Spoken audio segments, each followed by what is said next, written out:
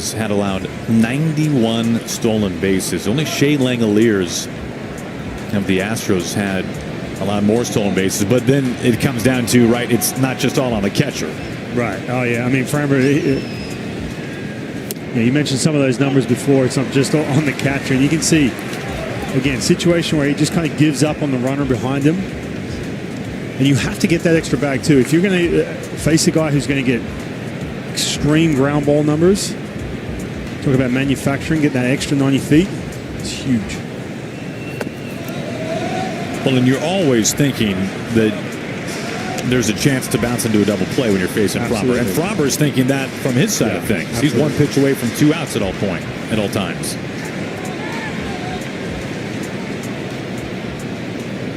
Naylor at second base.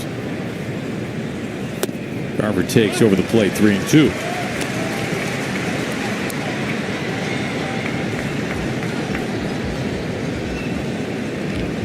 Mariners taking the lead in the first inning on a Gino double to center field. That scored Julio from second. Naylor really dancing around over there. There's nobody to throw to as Valdez steps off. Again, simply knocking him out of his rhythm, whether or not he's trying to swipe third base or not.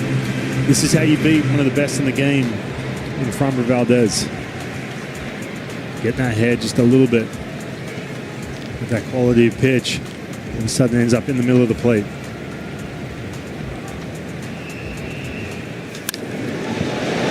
Fly ball to center field. Myers is underneath it. Naylor is on his way to third base, and he gets in there standing. 1 out, a runner 90 feet away. Mariners baseball on Root Sports is brought to you by your local.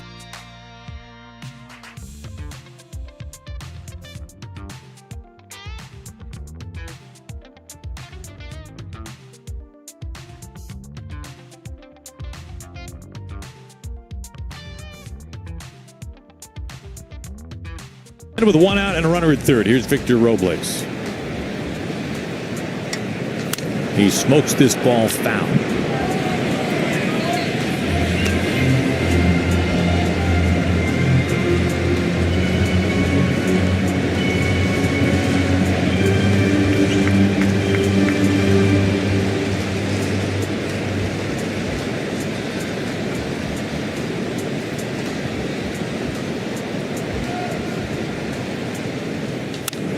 Fly ball, left field. Plenty deep. Here comes Naylor, and the Mariners have scored in each of the first 2 innings against Framber Valdez. It's a sacrifice fly from Victor Robles, 2-0. This offense in September has been the best in baseball. More runs than anybody. They lead the majors in homers. They lead in extra base hits. Last night it was all home runs. Tonight it's been a double and a sac fly. And how huge was that stolen base from that man right there, Josh Naylor.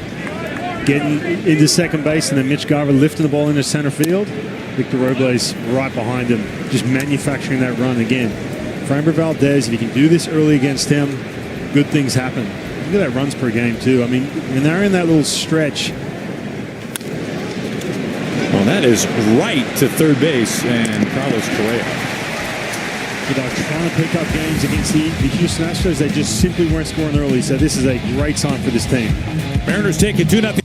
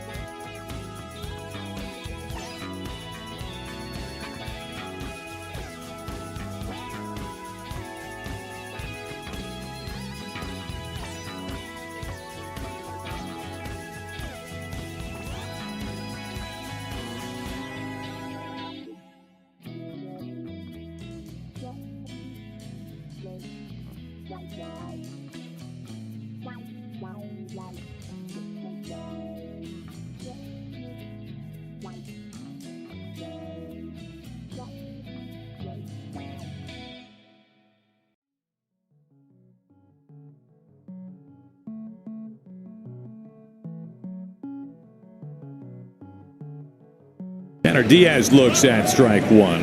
2-0 Mariners early on.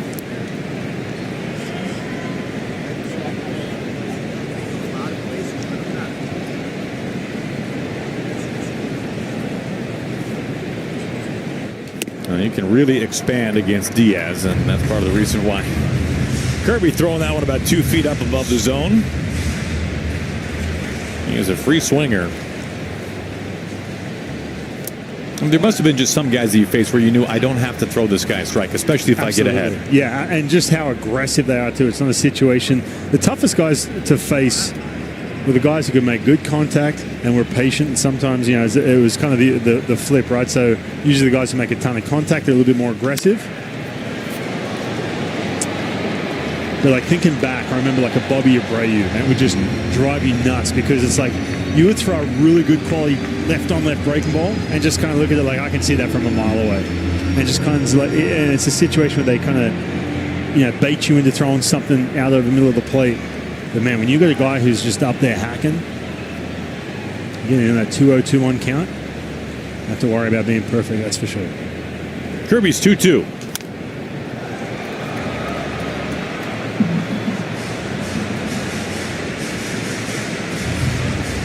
This was a Astros lineup that was really rolling coming into this series. They swept the Rangers in 3 games at home, including taking it to Jacob deGrom. Full count now. Yeah, you feel like going into game 1 last night, you feel like you're facing a team with some kind of momentum, feeling good offensively. But they just fell flat last night. Really, the only time they had to do anything was in that 4th inning. This is into right field for a base hit. Diaz gets a pitch over the plate and works a single out of it. Now, a little bit more traffic here against George Kirby than what we're talking about in game 1. That's that 97. We're talking about getting out of the middle of the plate for George Kirby. That brings up Jesus Sanchez. Yeah, coming into last night, these Astros had won 6 of 8. They scored at least 5 runs in each game in that 3-game sweep against the Rangers.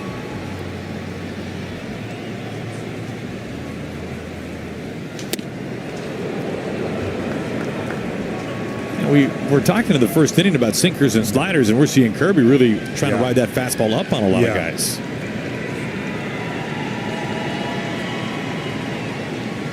One of just 2 lefty hitters here in Sanchez.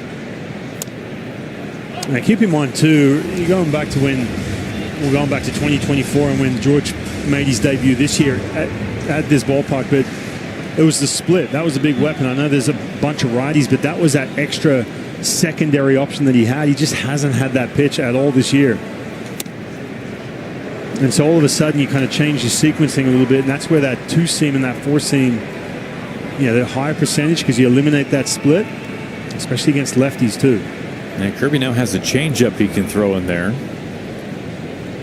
especially to a lefty like Sanchez here. 2-1. And then tries to pound him in with another fastball, fouls it away 2-2. And if he can be consistent, righties and lefties, when it's up and away to righties, up and in on that pitch to lefties, we'll be in good shape. It's just a matter of getting that pitch to that glove side. Some more sinkers than anything else. Still a lot of sinkers and sliders very early on.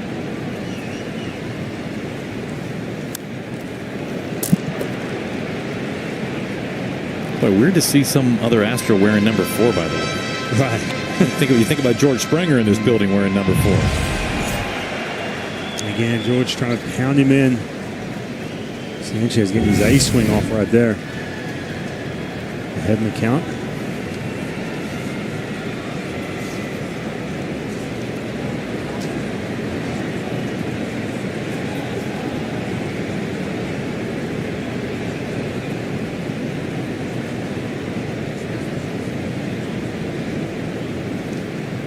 He strikes him out some gas right over home plate at 98 miles an hour. Second strikeout for Kirby.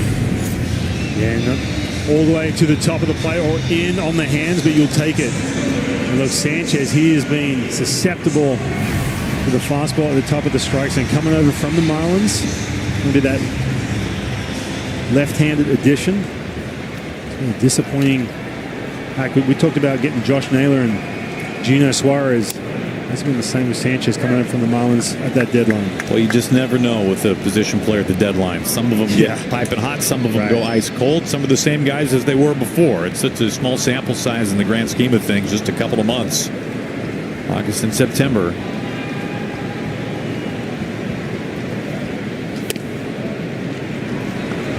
That's part of the reason why you see front offices nowadays, especially for a rental, so leery to give up so much for just 2 months, because you just don't know what you're going to get, and that's assuming they stay healthy.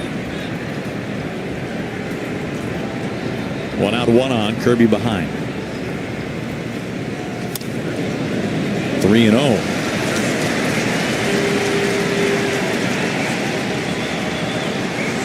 Astros have had traffic each of the first 2 innings.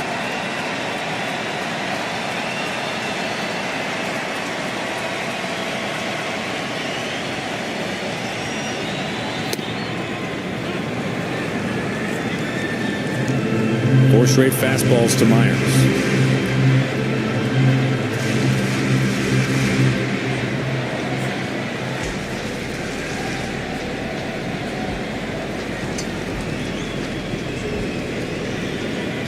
Ground ball. Polanco, little option pass. JP right time over to first base. Double play. George Kirby ends up facing the minimum.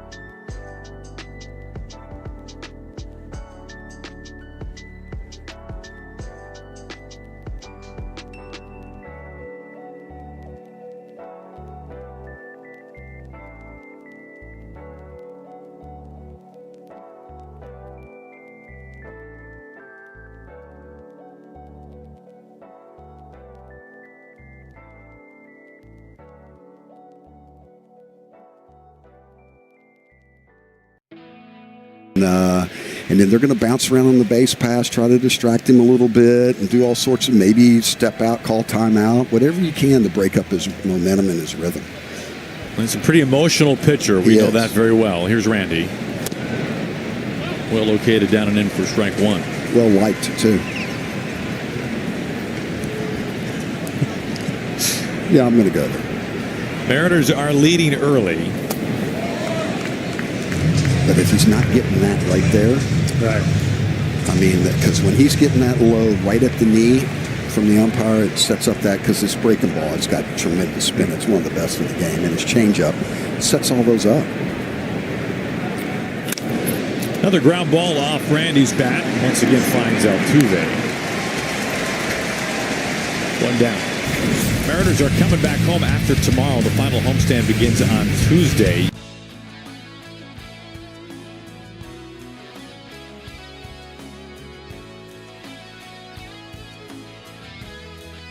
Memberships are only available until 9 a.m. on Monday. Mariners.com/homestretch.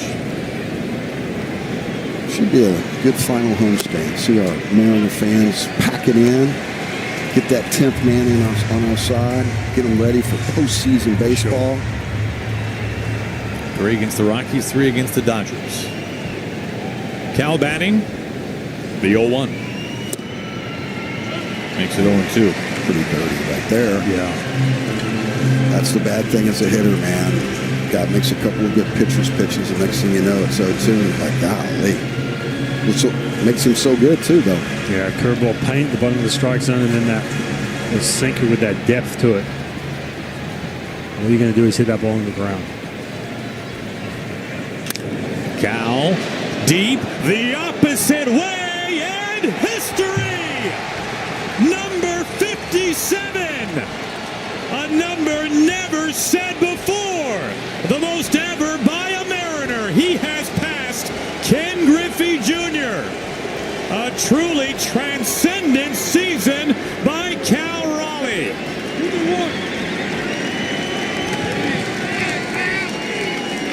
He's amazing, isn't he? I mean, this is unbelievable what this guy's doing. Chance of MVP. Heck yes.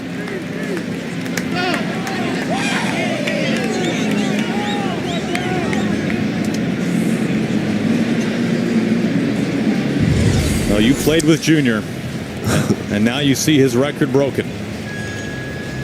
And we talked about that sinking fastball. That one stayed on plane from the right side into right center field, man. That's just a great piece of hitting. Absolutely. I mean, 2 hit strikes. the ball where it's pitched. I mean, the magic just continues for him. I mean, this is absolutely unbelievable. And the most humble guy there is. Oh, my goodness. After the game, he's not even going to want to talk about it, man. He's going to talk about the W that the M's got. By the way, that was Joe Van Vleck we just saw there.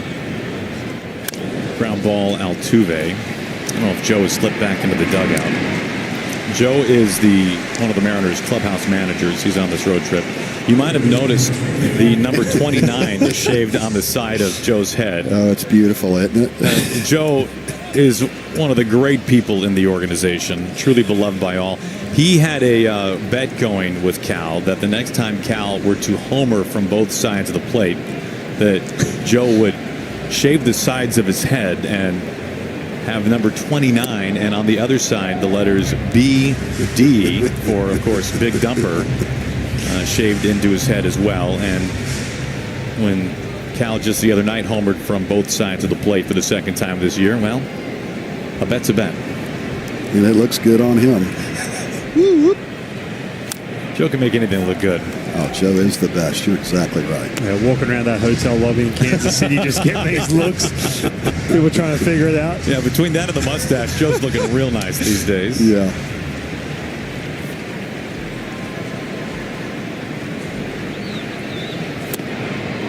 Well, that was some home run. Man, what a special season. And big players. It's a big run for the Mariners tonight. And I tell you what, I mean, he had 2 nasty pitches before that, and then he gets a cripple, and he doesn't, he flushes the 2 before that, and he's ready to hit. That's what's amazing. And he hit it the Oppo Taco.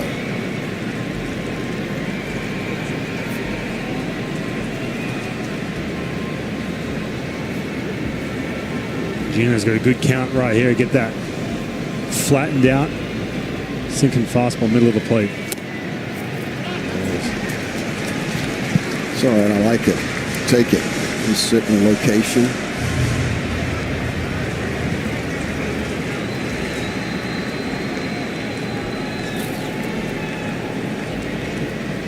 Here comes a 3-2.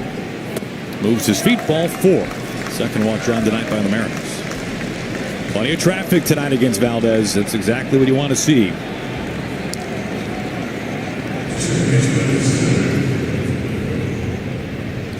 Well, you talked about some of the walks being an issue, and the big reason for that is because, again, we talked about just not getting the same amount of ground balls, especially on the sinker too. Just 32% in the month of September. That's the worst ground ball rate for him in his career. In a month? In a month, yeah, when you're talking about the month splits. And so he's had to go to that really, curveball, look, that's no slouch either. That's such a plus pitch. He's had to go to that pitch, but he's just out of the strike zone more, so you're going to have deeper counts, and it's going to turn into ball 4 like you saw there with Gino Suarez.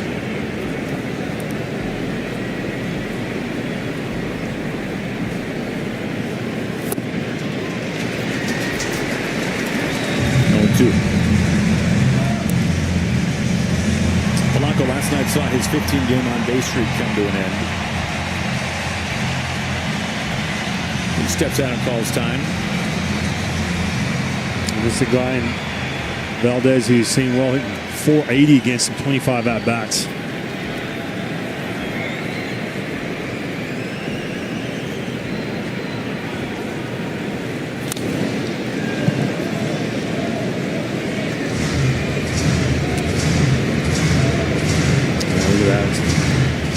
Pitch tells again. When you are getting those ground balls, you usually see around the 10 to 12 mark in the pitches.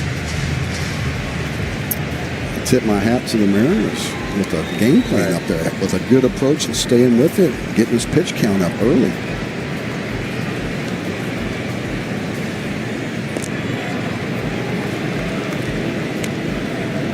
Well, this has been such a great matchup over the years, Valdez versus the Mariners. The Mariners have, over time, come up with a good game plan against Valdez. That being said, when Valdez faces the Mariners, you never know. He could go 7 scoreless. Yeah. The Mariners could chase him in the 5th. Both sides have won different battles over the course of time. I think this matchup, too, we talked about this with George Kirby, where, again, it's been a bumpy year for him, especially of late. Been a little bit inconsistent. Same thing goes with Framber Valdez. You come into this game, he could go 8 shutout, 1 hit you. Sure. This is a great start, game 2.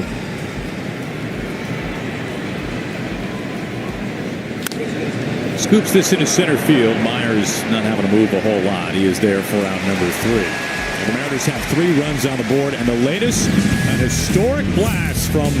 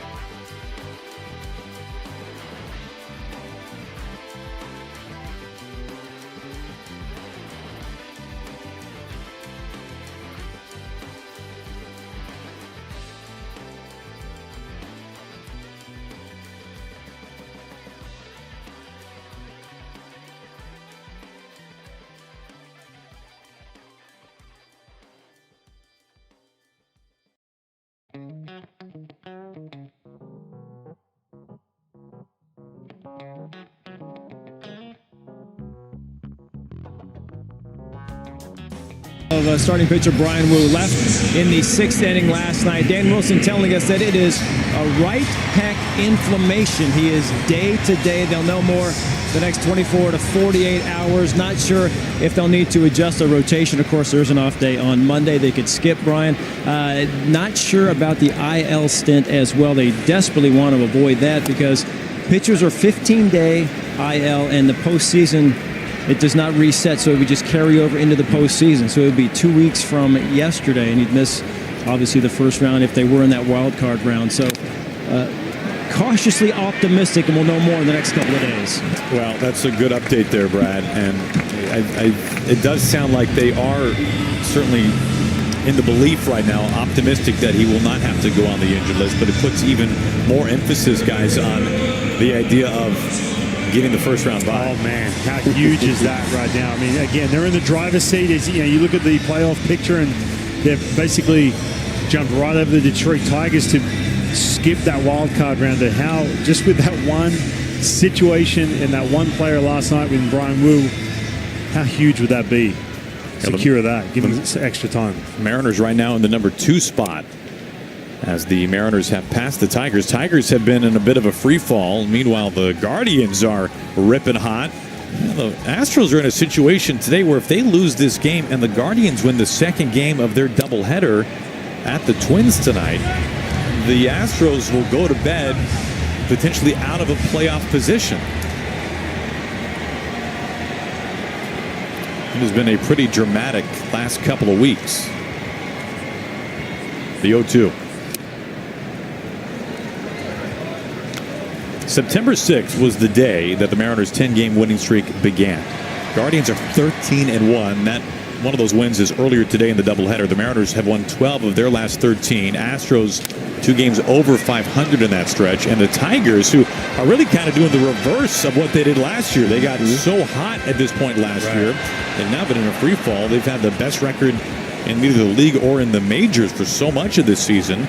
They're 4-9 since then. Yeah, they're cruising AL Central pretty much all year long.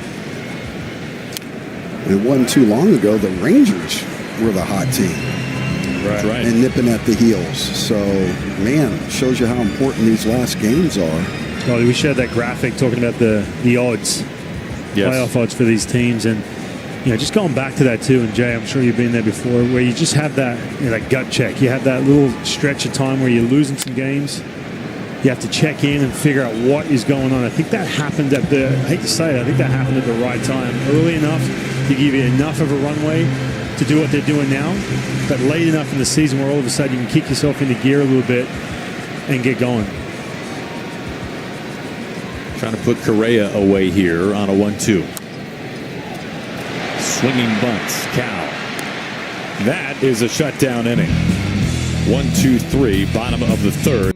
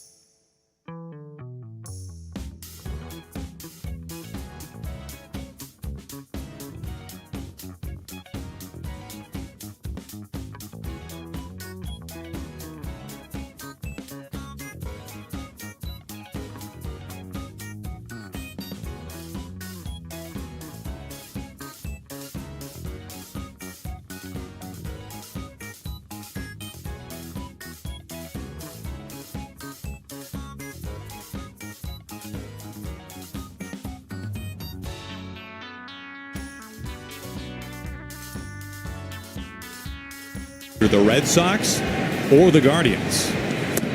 And of course, this series not only is determining potentially the winner of the American League West, but it is certainly determining the tiebreaker between these two teams. The Mariners are up on that 6-5 on the season series. So if the Mariners win tonight, they would guarantee themselves the tiebreaker over the Astros. I think there's no scoreboard watching right now. Oh my goodness. It's getting more and more interesting every day. Naylor leading things off 2-0. You know, we were talking last night about how important it was to win game one of the series, and you can kind of feel it today. This is the biggest game of the season for the Astros. They now have to win 2 in a row in order to get that tiebreaker. Now they have their opening day starter up on the mound at Valdez, granted a guy who has struggled a little bit lately, but the Mariners, they went to their high leverage guys last night late in that game with a 4-0 lead. And it's not to say that they're taking this game any less lightly, but if there's more pressure to be felt on one side of the equation or the other, it would certainly be on the Astros tonight. For sure.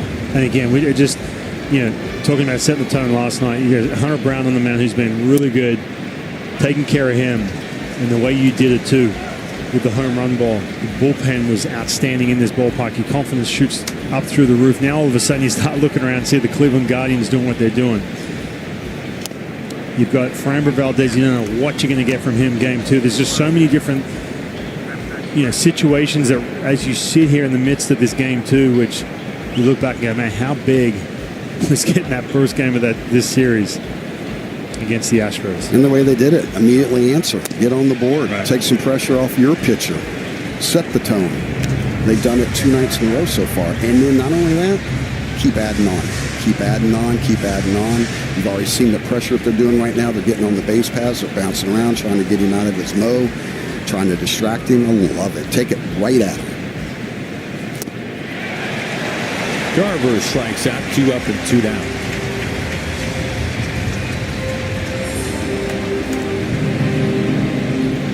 And the biggie, look how quiet it is in here. I mean, taking this fan base out of the equation. That is huge.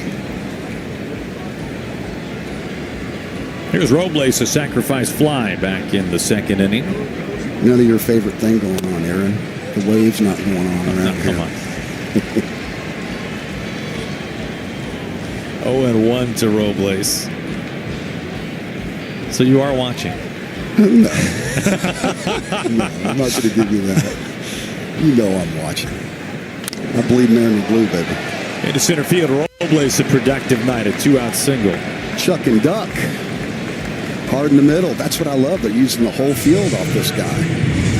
Nicely done. Great approach, great ABs by the Mariners. And a great piece of hitting right there on a ball down. What do you mean hard in the middle? What does that mean? Just staying hard. Hit it right back where you see it. Right back at him. Thinking hard in the middle. Thinking up the middle, up the middle, up the middle. Because this guy will throw a changeup. He likes to live down. So he likes to get you out on your front foot. He likes to get your hands going forward. So all you have left is a rollover Beethoven weak ground ball. Keep the hands back. You think hard in the middle. Keeps everything locked in a little bit longer. Helps you use the whole part of the ball field. Cal, perfect example. 0-2. Hits the ball off taco. You're looking the pool right there. You got one place to hit it. It better be in the perfect spot. Great approach. J.P. Crawford said yesterday that Framber Valdez is the toughest lefty he has ever faced in his career. I was thinking about that too. Okay, so Victor Robles, you go back to his last at-bat, he got that sac fly. I'm watching that at-bat thinking, all right, he's probably going to pitch, maybe expand a little bit because Robles is really aggressive. Plus, you got the left-on-left matchup against J.P. Crawford. You've had a ton of success against him. It sets up the double play with 1 out. But Robles able to get something to handle and lift that ball into left field. And again, now base hit right back up the middle. A couple really good at-bats in the bottom part of your lineup. Putting pressure on him, making him already pitch over there. That's the thing that this team, they can do. They can steal a money bag from you right now. And that puts a ton of pressure on this pitching staff. Speaking of, Robles bolting to second and safe. It's the 3rd bag tonight by the Mariners. Ooh, that looked close. They're going to run all day on Diaz, though. Yeah, didn't get a good jump either. We talked about Valdez not holding runners on very good, but that play was pretty close. He snuck in there maybe because caught the throw out. Ooh, yeah. They're not going to challenge, though. Play on here, but that was close. Oh, thank you. But even if he threw him out right there, I promise you, the Mariners are not going to slow down. They are going to steal the bag. Right.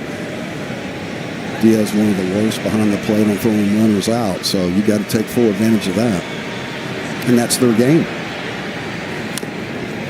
Well, that was pretty close to a balk right there, not stopping.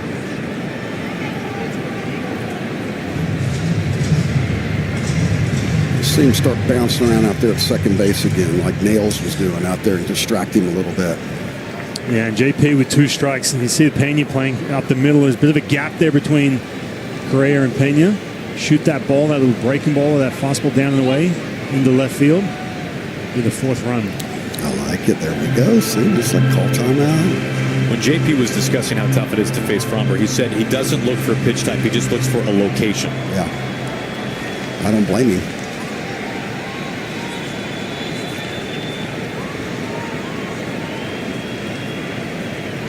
Two. Nope, instead of spinning a look.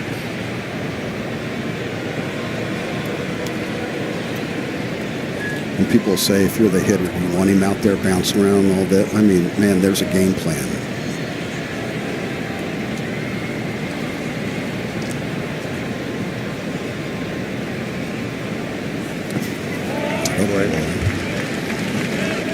Attaboy. There's your location. I wouldn't be surprised here if he gets another breaking ball. Something in the strike zone, down and away. Again, JP does this better than anyone left on left. Just shoot that ball into left field, especially with Pena playing up the middle.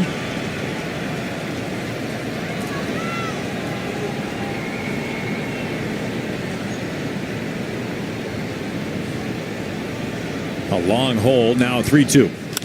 He shoots it the other way, but foul. That's what I do. Just kind of caught in between right there on that fastball, just reacting, maybe sitting something down the way, and just had to speed up that swing. That's what Valdez does. He'll milk that pitch clock right up to the last second to try to get your timing off. I tell you, lefty on lefty, maybe next AB if he's still in the game. Maybe JP thinks about just taking a little bunt base hit right down there on third base. 2 strikes obviously right now, but strikes him out. Robles is stranded in the bottom of the 4th inning. The Mariners lead at 3-0.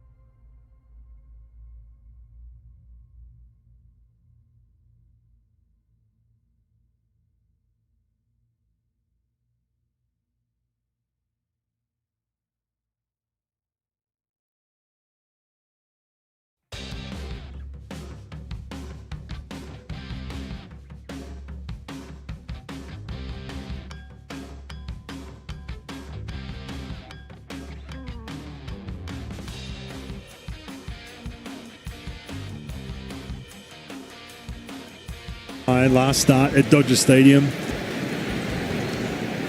Yeah, for a guy who has essentially pitched through a couple different eras of pitching, really, when you think about it, right? Came up when I was in the big leagues, and all of a sudden he's pitched through this completely different look. Velocity is king. Shorter outings. 11-time All-Star, 3-time Cy Young Award winner. What a career. I think it's safe to say one of the top Dodgers of all time. Absolutely. Hall of Famer. That's a tough list to crack when you're talking Dodgers history, obviously. Yeah, and that's how good he's been. And I tell you, what an ambassador for the game. Just a first-class person. And they let him take the field by himself, which he was not real happy about, which is pretty funny. So, but what a class act.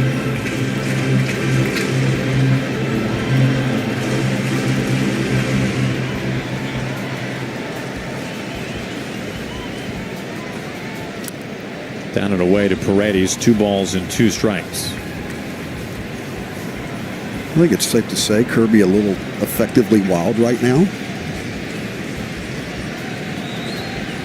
Yeah, definitely getting out of the strike zone more often. Paredes pops this up, short left field. Gino is underneath it, and the Mariners' third baseman makes the catch. 3 bold pizzas, each just $9.99. Start with 2 kinds of pepperoni. Then choose Mike's Hot Honey or Mike's Extra Hot Honey for a heat-seeking kid. Only at Papa.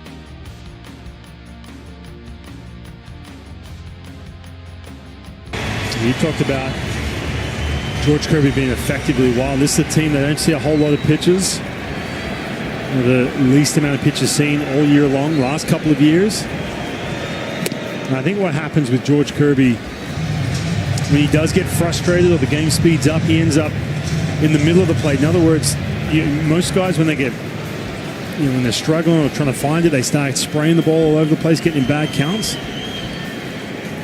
This is where he can be effective because he does have that plus command. He can expand, he come right back, and make quality pitches inside the strike zone. Just like that right there. Got the call. I think he wanted the first one too.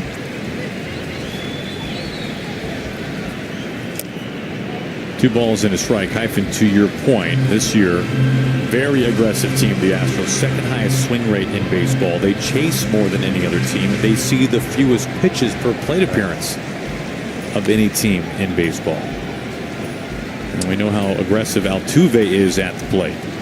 And that can be problematic when you've got someone on the hill who is going to be inside the strike zone if you have any kind of quality offense, which the Astros do. Well, it does potentially, what do you think about this, create Kirby to develop a mindset of, hey, I can actually get out of the strike zone. We talked about the chase rate being so high. It's not something that comes naturally to Kirby to get out of the strike zone. For sure. And I think with George Kirby, we've seen a little bit of this more this year. You've seen the walk rate go up a little bit. But I think when you have that plus command. Well, that was a pitch way up out of the zone. Julio's got a beat on it, makes the catch. When you do have that plus command, well, you know what? You should be confident enough, and he definitely is, where you can say, all right, I can get to a 2-0, 2-1 count, and I'm going to be okay. I don't have to be in the middle of the plate because I can still stay out on the edges. That's the key. Location, location, location. That ball was up and out over the plate. Let them hit it out there to the graveyard. It plays big out at 409. I'm telling you, it plays 420. I mean, the ball just does not carry out there. It's the one place it doesn't. Here's Caratini. Well, and that's with the flagpole removed. That's right. In the ramp that he's the honor ramp, Towels Hill. Oh, I'll never forget the one that took a face plant out there running up that thing. It's like, who had that brilliant idea? Yeah, it was a real literal circus and carnival out there in center field about 10 years ago. Well, there were a lot of fields that the Tigers had what was it about a flagpole put in the middle of the field, some of these fields? I just never understood that. Well, there is a backstory as to why they had that. Am I putting you on the spot here as to where that came from? Because it was the short answer is yes. But the way that this ballpark was about a decade ago is you had the warning track, and then beyond the warning track, you had a literal hill going to the outfield wall that had a flagpole in play. And I can remember Dexter Fowler, I think it was, having to run back on a fly ball hit by a Mariner and climb the hill while looking up in the air trying to track a fly ball, and his legs are just quickly disappearing on him. They're coming up to his chin. I mean, it was one of the real, just complete oddities in the game. Talk about trying to get players hurt. That just makes no sense. Strike 3 call. A break there for the Mariners. Caratini strikes out looking. You can understand why he...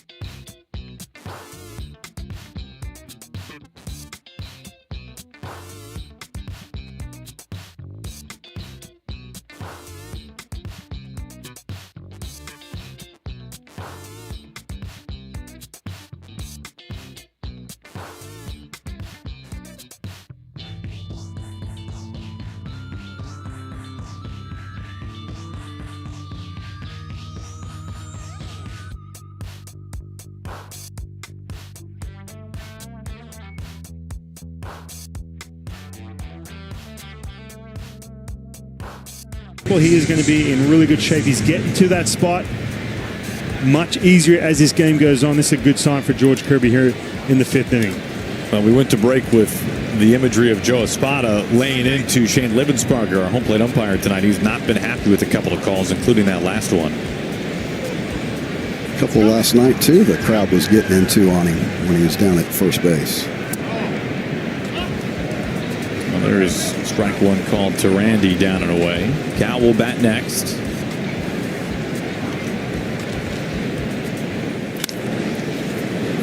Third time Altuve has fielded a ground ball off Randy's bat. It has been an all-time season for Cal Raleigh. He has set the all-time record for the most.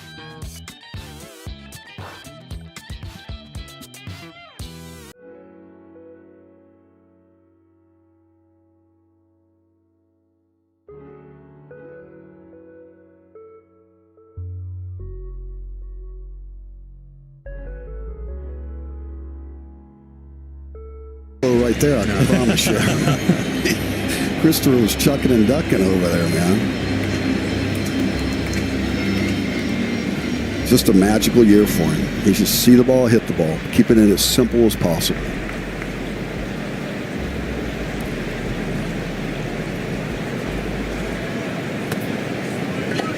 One ball and 1 strike.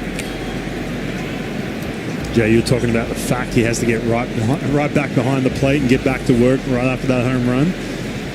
So too, not to mention, I mean, the fact is that from a switch hitter standpoint, having 2 swings, take care of every afternoon during batting practice in the cages, 162 games, keeping them both the way he has. Never wants a day off. Unbelievable. I mean, maybe a DH if you consider that a day off, but he doesn't want to not be in the lineup. And why would you with this matchup here? 2-1. And I love it. He got the call right there, which is probably not going over well with the spotter again. Cal is only the 13th player in the history of Major League Baseball to hit 57 home runs in a season. And in today's game, guys, it's amazing to me. I mean, it's hard to hit the ball out of the ballpark anymore. But the way these guys throw makes it even that much more special. He draws a walk. Mariners baseball on.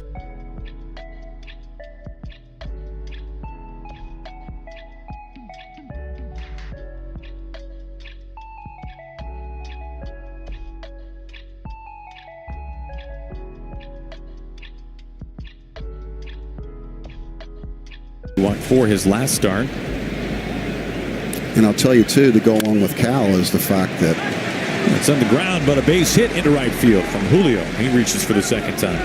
They don't want him to be the guy to beat him, so they're pitching around him, man. And he's showing great plate discipline and everything. And then when he gets a mistake, he takes advantage of it. Great piece of hitting right there. Look at that! Look at that huge hole. Don't tell me he wasn't trying to just inside out it over there. It's awesome. Take what they give you. Nice job, Julio. Well done. Let's see what happens out there. Bounce around a little bit. That's a good point, Jay. Just going back to Cal, coming out of that second half, obviously all eyes on him. You got to pitch him differently, pitch around him a little bit more. He's got to be more selective. And you think of the last 18 games, he's got a 420 plus on base because of all the walks to go along with it. And that's a hard thing too. Framber Valdez, it doesn't matter who you have, all of a sudden you got Julio right behind him. One of the best players second half of the season. Yeah, you pitch around a guy and then the next guy up, comes up, hits one in the hole. Now we got first and second. Oh boy, what's going to happen now? And a guy up that hit a double. It's the big spot right here against Framber Valdez. This is where you can really put the nail in the coffin, knock him out of this game. He's trying to. And going back to that safety net curveball, the best in the game, the strike zone. Will throw it any time. That's what makes him so tough.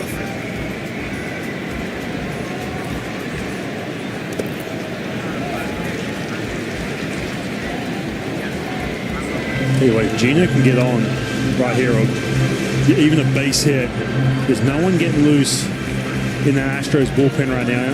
Valdez is 75 pitches. You just had that feeling that's where that implosion comes. When you got Polanco right after him, 400 plus against Framber Valdez.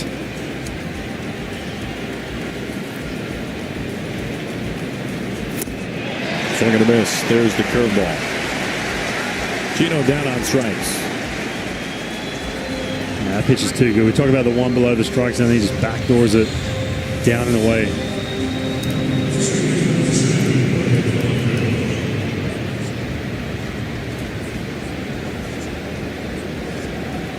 Let's see a little two-out lightning right here. The Mariners have been really good with it.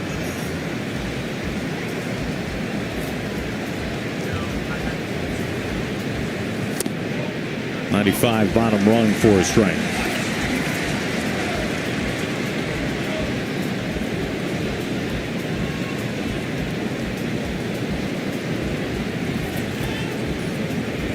Two outs and two on.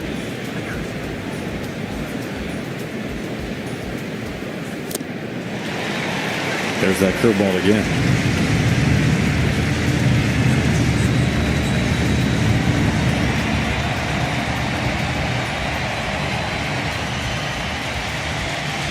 Polanco calls for time.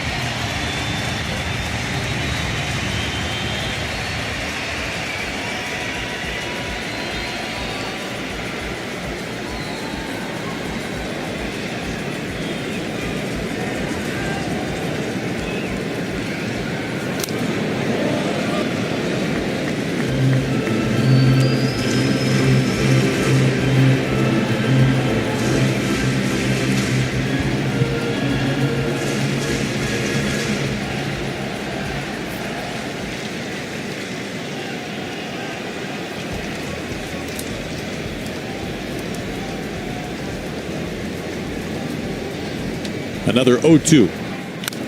Ground ball, and it splits the left side for a base hit. Cal is held.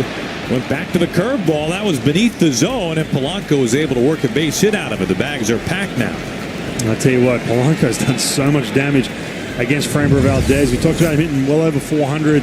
Just sees him so good. That's one of the best curveballs from Framber Valdez. We're talking about just living below the strike zone. Polanco able to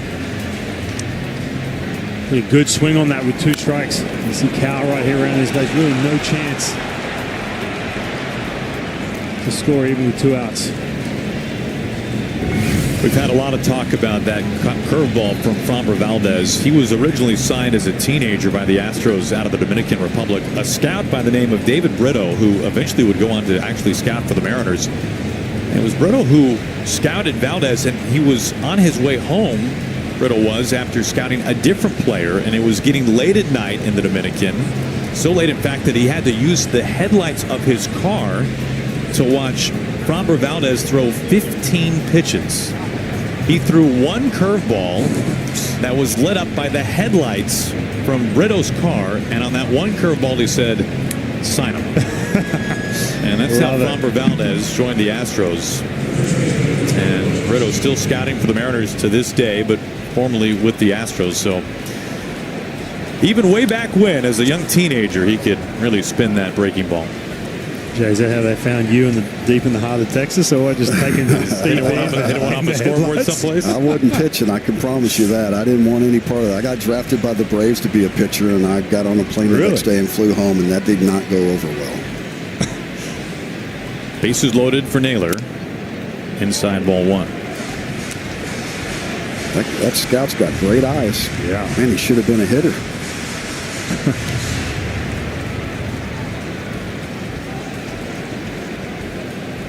He's been a good one.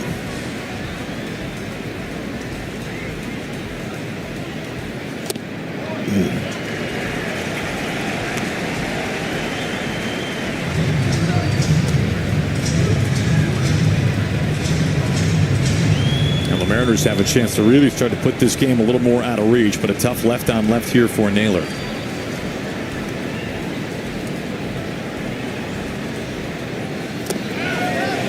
Does he go? He does not go. Bullpen is up. That's Jaden Murray getting loose right now. 83 pitches in for Valdez. Again, they've seen this before. All of a sudden, you can start creeping some of those hits. Starts to end up in the middle of the plate. So he's taking his time, even that mound visit, trying to slow him down a little bit. See if Josh Naylor can get something middle of the plate.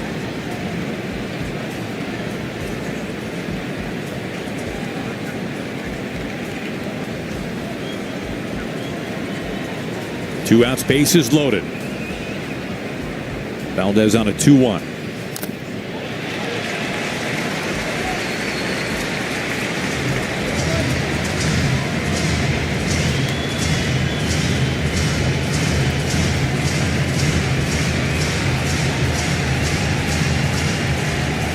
Just trying to find a way to put it in play here.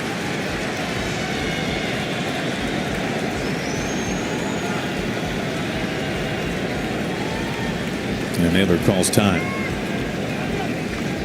Garver due up next, so it could be out of the bullpen from here if Naylor's able to reach.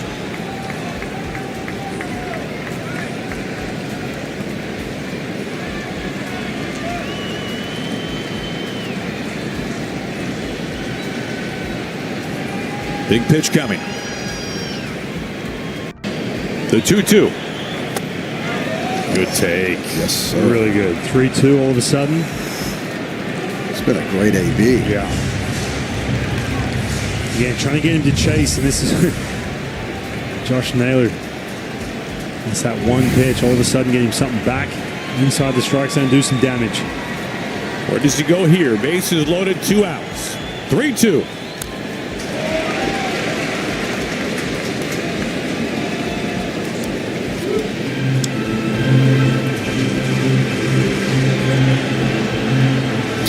You know, the Mariners hit a lot. They're known for hitting a lot of home runs, but I tell you, they can work some pitches, foul off some pitches, put pressure pitches on the pitcher. This is a great AB right here.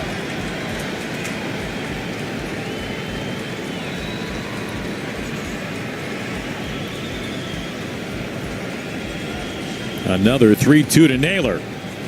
And he takes ball 4. A bases loaded walk.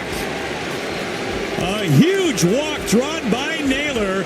It's a 4-0 Mariners lead, and they have chased Framber Valdez in the biggest game of the season in the 5th inning.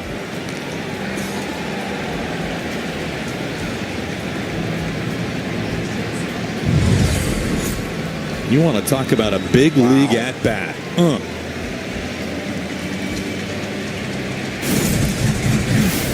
To the bullpen.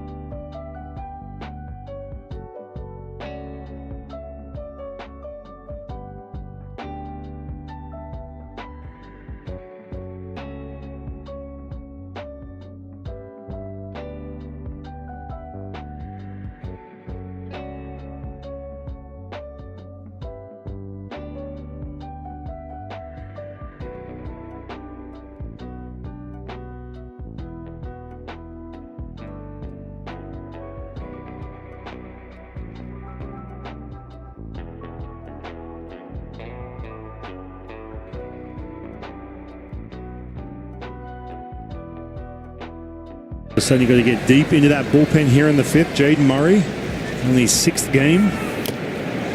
Tom Canzone batting for Garver with a righty now up on the mound. So he takes Garver's spot of the DH position. Bases loaded, 2 outs.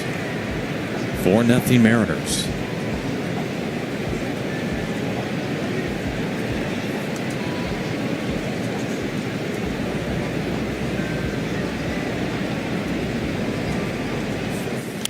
What a pro at bat from Naylor. That's huge. I mean, and I'll tell you, some pitches around the zone. That's an incredible AB.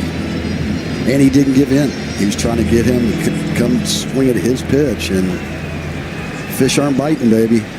That's what these guys do. They just keep grinding at bats.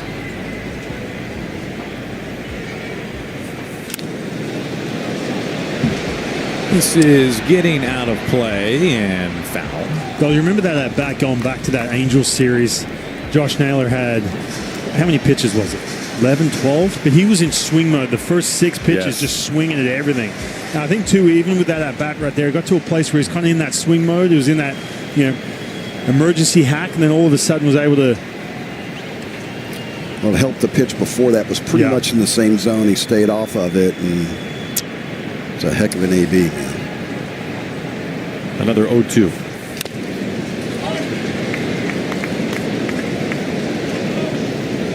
Yeah, you got a guy who made his major league debut back on September 4th in Jaden Murray. This is where you can expose that bullpen if you don't have that depth. Even though it's the 5th inning right here, and you got loaded bases, 0-2 count. See if we can keep this inning going.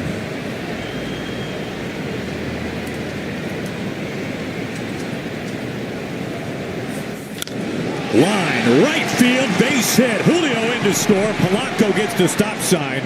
It's a ribby pinch hit single from Dom Canzone. That was a low-flying rocket, and it's 5-0 in the fifth. I tell you what, man, we've talked so highly about Dominic Canzone getting a chance with some traffic in that outfield, just trying to make the most of every opportunity he gets, and doing it with 2 strikes. 0-2. How about that? 0-2. I can't say enough about. I keep saying it, but I'm gonna keep saying it. I can't say enough about him going down, getting his work in, putting the blinders on, coming back up, and making a huge impact to this club, especially against lefties. Now 3 straight have reached with 2 outs. Here is Robles. I think he was taking. Strike 1.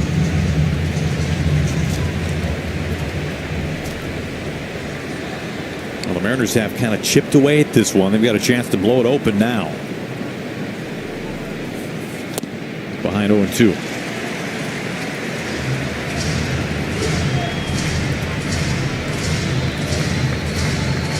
Spike one in the dirt, kick away for us. Polanco, the runner at third.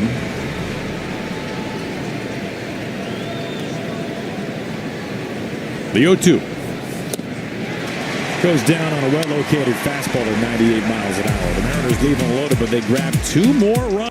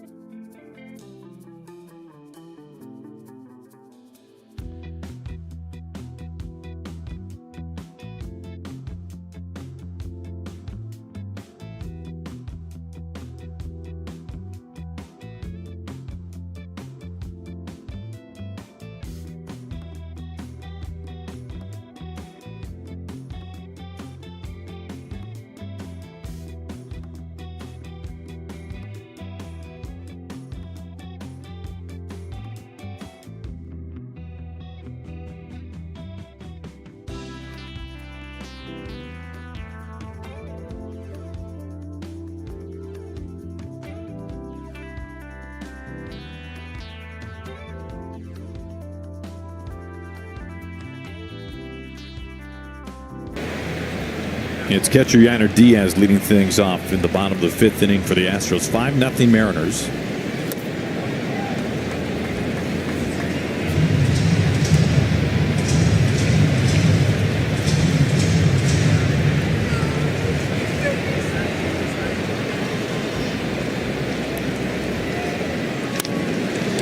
Fly ball out to right field. Robles has it come almost right to him.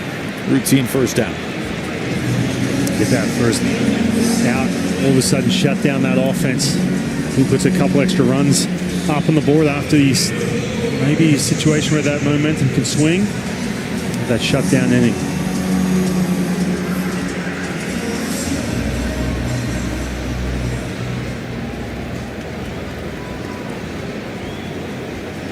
So that pitch count 66. Good shape here in the 5th. Top shelf strike 1 to Sanchez. That's been huge, too. He's getting that call right there. That was a strike, but he's got a couple have gone his way for sure. He's really lived at the top of the zone tonight.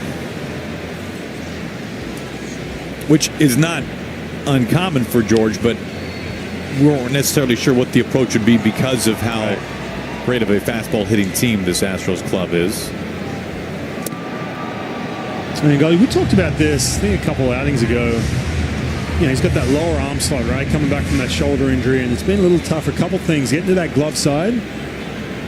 You go back to 23 and 24 for George, it was just automatic. You see where Cal's set up. You see that ball just kind of runs back out over the plate. He's trying to get that ball to that top corner of in on the hands to those lefties. And a lot of that may have to do with the fact of that little bit of a lower arm slot. Trying to get that ball up in the strike zone. There's a changeup. But again, see if he can get it back up and in. And just dot that upper end corner right here against Sanchez.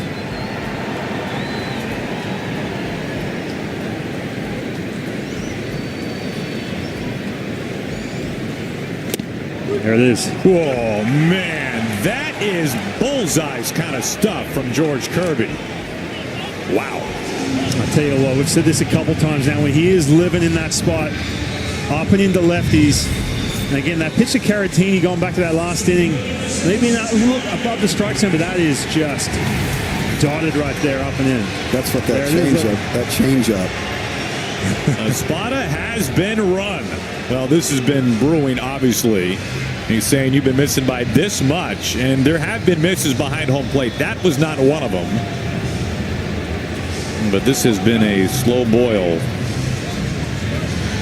It goes back to last night, too, that I was talking about earlier. There was a couple of check swing calls down at first when he was the first base coach, or umpire down there, and went the Mariners' way, so...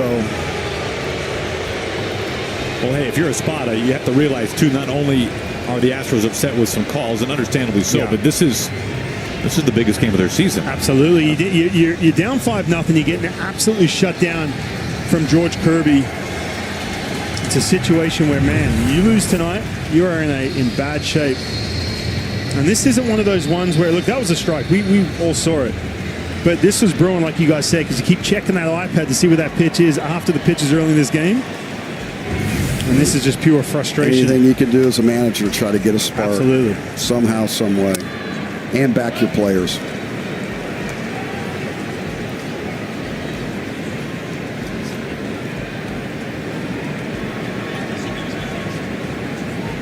Well, I was under the impression that Espada got run, but there he is. So somebody got thrown out. I mean, hopefully an umpire gave the heave-ho as Espada was walking out. I'm not sure who else would have been yelling, but maybe there was someone else in the dugout. Did Lou ever get an ejection revoked? Well, maybe it was Sanchez who got thrown out. Somebody was a little chirpy walking back, huh? Okay. And you go too? Maybe he doubled down on an ejection to Sanchez. It was Sanchez back turned and did not know about it, then turned around and then got the second heave-ho there. I mean, we're saying two heave-hos. You think of what's one of them. going on, man? All right, maybe apologize. Maybe that's what you got to do. You just go, hey, my bad. Sorry, it's a strike. You hang out in the dugout. Thanks. Strike three call. What a night for George Kirby.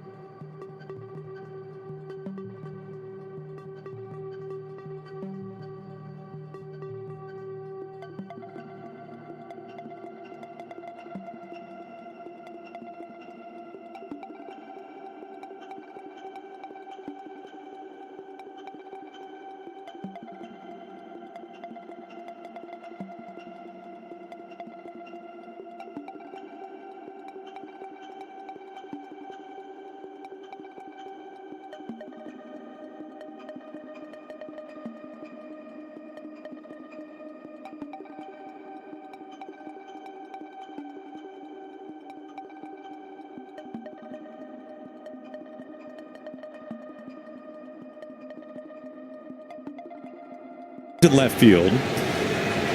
Now, is Sanchez a spot of finding out now that he's been tossed? I think so, yeah. I've been watching this in between these innings and see Mike Malinsky's like, no. Look, he threw you out of the game. It's time for you to exit the dugout because he hung out there for a couple extra ABs. Now he's getting his money's worth. I was going to say, he was pretty calm when he got ejected and he didn't know about it, but now it's getting hot. And Mike Malinsky, the third base umpire, and they got into it last night, remember, fellas. So all of a sudden, he's getting his 2 nights' money's worth right here.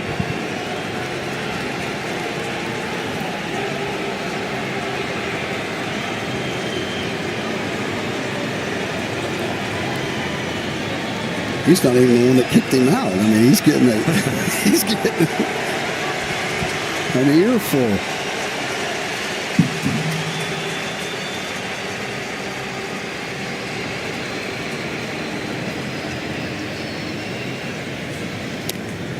Wow.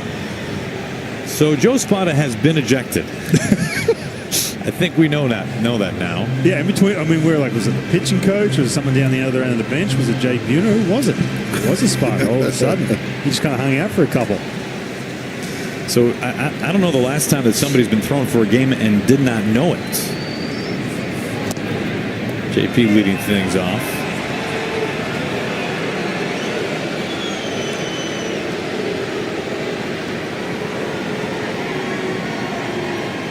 Lou probably knew it every time he got ejected, would be my guess. Everybody in the ballpark knew. The third base, actual base, or first base, or the hat, or there's a lot of different things that knew. The cooler. 3-0 to Crawford. Cal Raleigh will bat this inning. He'll hit third. It definitely brought the Boo Birds out. That is for sure.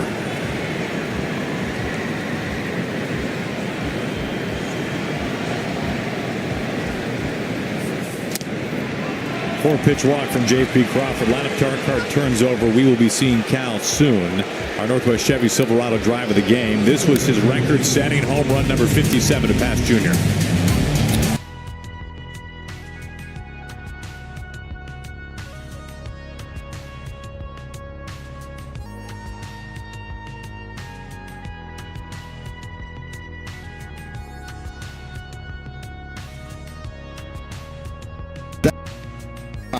Drive a ball that direction, especially 0-2 out that way. I mean, that's power. So his first Oppo homer batting right-handed. Yeah, how about that? I had to go back and look and say, hold on a minute. Because that swing, I mean, I'm not used to seeing that swing. We've been seeing just yanking balls over the left field fence, especially from the right side this year, but not that opposite field apart from Cal Raleigh. Well, he better throw a strike right here because that guy is lurking on the on-deck circle. And this is a great opportunity for the Mariners to just put a dagger.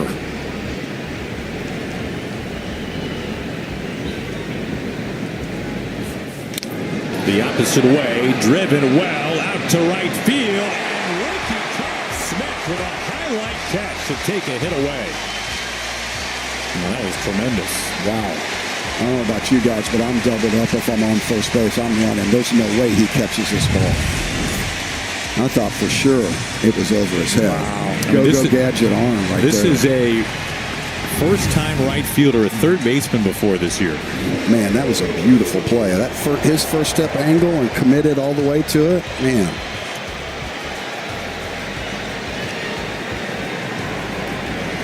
Cal batting left-handed now. Cal has homered from both sides of the plate twice this year. He has the new single-season record for a Mariner, 57 home runs. Did we ever find out if you got a text message or Junior reached out to him and he tied him the other day? Nothing? Surely he's going to get a text message or something, right, Jay? Oh, he will. For sure. They got a great relationship, for sure. He's already on the short list for career multi-homer games. It's the who's who. The 1-1. Down by the foul pole. It is a foul ball.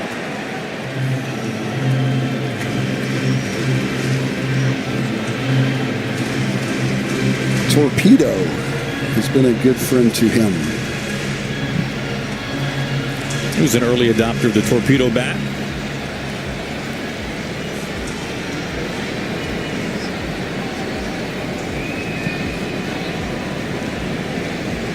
Here comes the 1-2. Boy, I bet he wants that one back. That was a fat pitch right over the plate.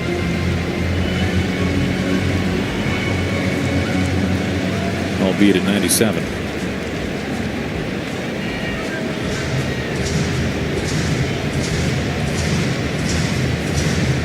That is the beauty, though, with Cal. Look at him. I mean, he doesn't get too high, doesn't get too low. Same body language. Nothing ever changes. Expression, nothing. Just steady Eddie.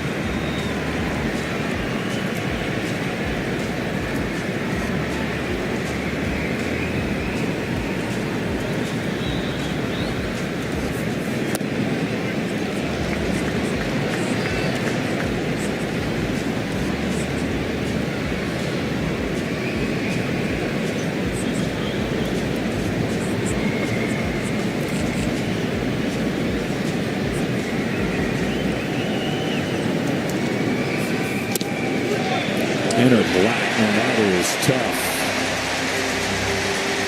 2 outs. That's how really the only chance he got with Jaden Murray. He's had a short career in the big leagues, but really nothing that goes the other way against lefties. It's all sweepers and fastballs on the inner half of the plate. He's going to challenge Cal. You have to be perfect middle in against Cal Raleigh. Otherwise, you pay for it. Here's Julio.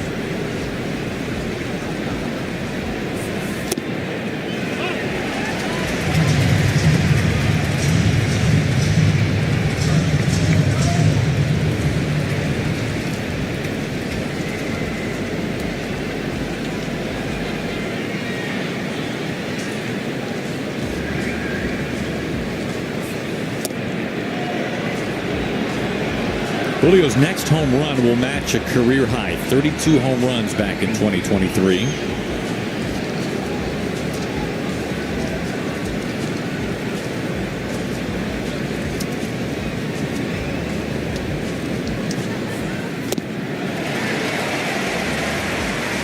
Down in front, 1-2.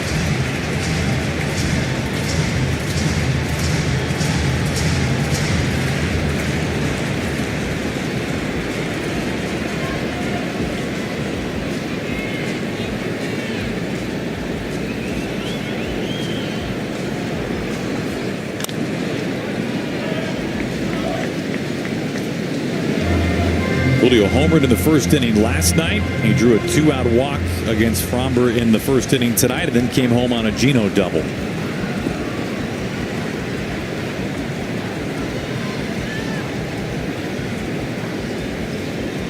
Diaz sets up way outside for this 1-2. That's where it runs.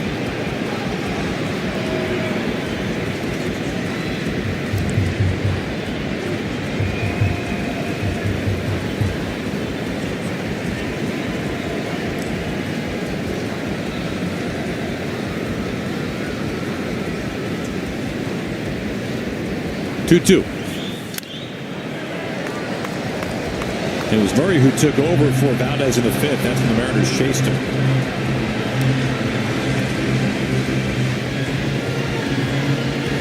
Mariners 4 runs last night on 4 solo homers, 5 runs tonight.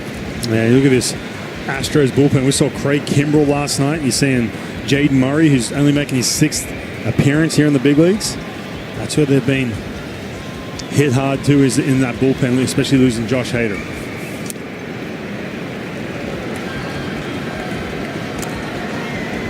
Full count to Julio. We have a back end with De Los Santos, Brian Abreu, Michael King. He gets pretty thin after those 3. Pitch number 8 to Julio.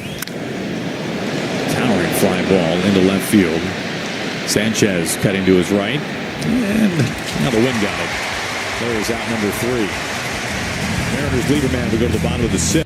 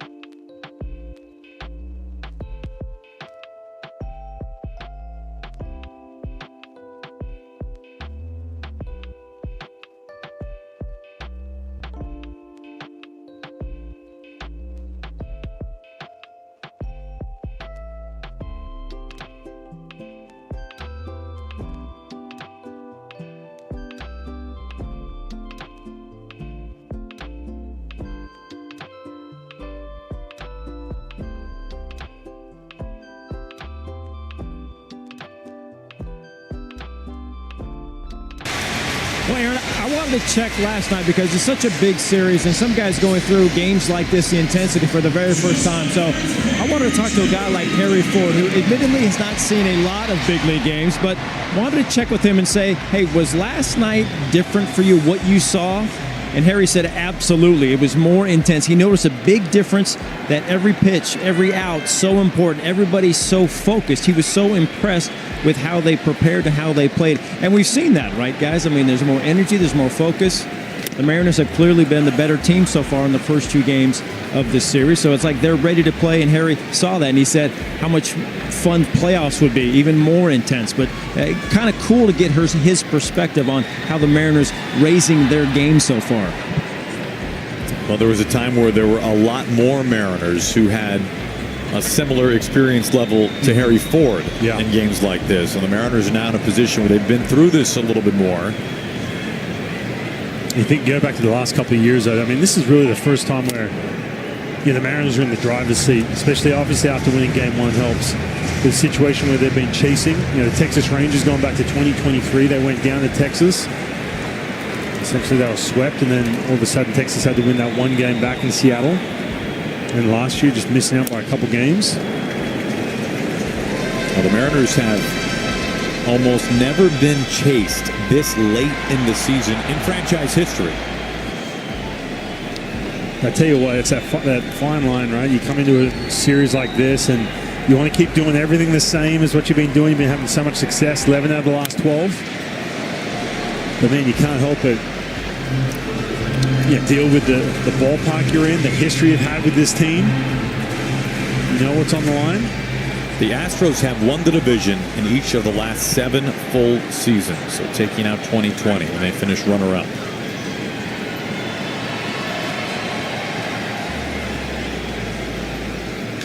Ground ball, JP. Looked like it might have tipped off his glove. This sends Smith into third base, and for the first time tonight, the Astros have some life. Third time through the order now. You're starting to see a little bit of that momentum shift. I know he's got a 5-run lead, but some of these balls starting to sneak through the infield, and all of a sudden you got the meat of the order. This is a big part of the game for George Kirby. Pete Woodworth's going to take a visit. And a couple of reasons why. Number one, you see that pitch count. All of a sudden he's at 85 pitches. So that pitch count's starting to climb up. The other thing is, too, to remember this, you're in a situation, you got a 5-run lead. As it stands right now, you don't really have to deploy a Matt Brash, who had to pitch last night for 18 pitches. Munoz has gone the last 2 nights back-to-back. You don't want to wear him out. Gabe Spire had to go those 3 days back-to-back. So this is a really big inning for George Kirby to finish this and get through into the 7th. Some big arms were used last night out of the bullpen. Mariners bullpen in September has truly been one of the best in baseball. Second lowest ERA in the majors. They've been best in ground ball and walk rate, and they have kept the ball in the ballpark. One of the lowest home runs per 9 in the majors. And I will say a nice play smart play by Julio out in center field, not coming up, trying to throw him out at third base, limit the damage, throw it back in the second, keep it at first and third, keep the double play intact here. Nobody out. Runners on the corners. Correa swing and a miss. Yeah, a really good time for Woody to go out there because, look, Brad just talked about what's at stake here in some of these players, some of them for the first time. But for George Kirby, we've seen this from time to time. Can he slow this game down? Forget about that runner on third base. He scores, so what? Just get out. 0-2 on Correa. Again, getting to the top part of that strike zone has been such a key for him. I mean, just dotting on that upper part of the strike zone. Kirby's 0-2. He's ramped it back up to 98 now. Vargas warming up inside the Mariners bullpen. And Vargas had a couple days off, but you've got Edward Brazado, who's going back-to-back days. Munoz back-to-back. He got him. 98 sears the outer edge. A huge first out for Kirby in the 6th inning. Again, we've talked about this all game. Goldie, how big that pitch, up and away to righties, up and into lefties. That's his 6th strikeout, and they're all being in the same spot. Now, what an out. Huge. Every strikeout's finishing pitch has been a fastball, all at 97 or 98. Here is Paredes. All in that same spot, too. Now, Paredes certainly a double play candidate.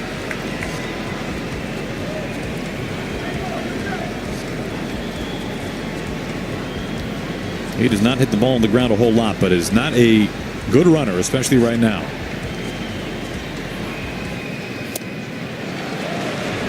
One and one.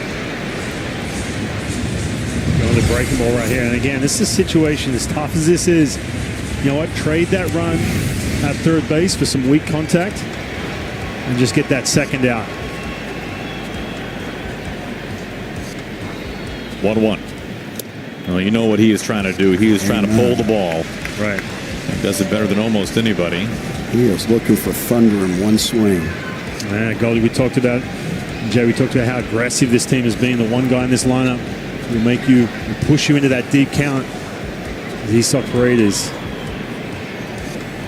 2-1 pitch. That was a mistake. See where Cal was set up and away. Ball drifted back out over the plate.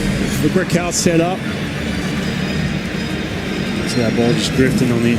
Yeah, look at Cal's reaction, too.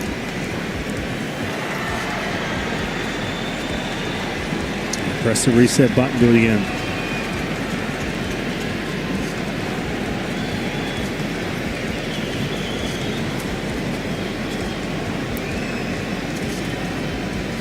Kirby's 2-2.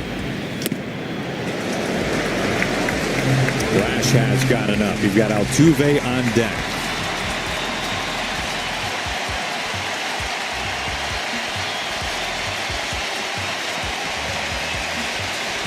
The first time tonight the Astros have really been in it. 1 out, 2 on. Paredes steps out.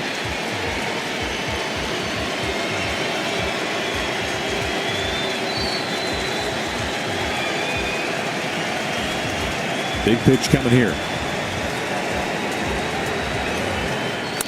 Ground ball foul. There's those money pitches right here. 95 pitches into this. He's been cruising.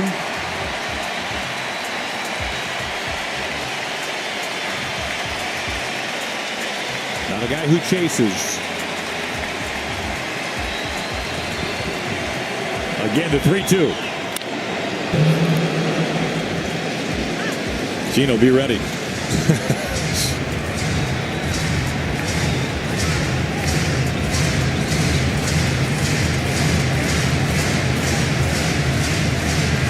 Next pitch will be the 8th. Right, we talked about George Kirby getting stuck in the middle of the play. This is where you got to back yourself right here.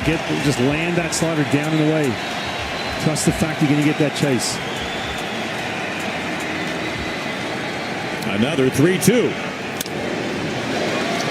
Well located. There it was. Back to that fastball. Leaning so heavily on that pitch. And what a battle. Paredes just activated yesterday. Went on the injured list in early July.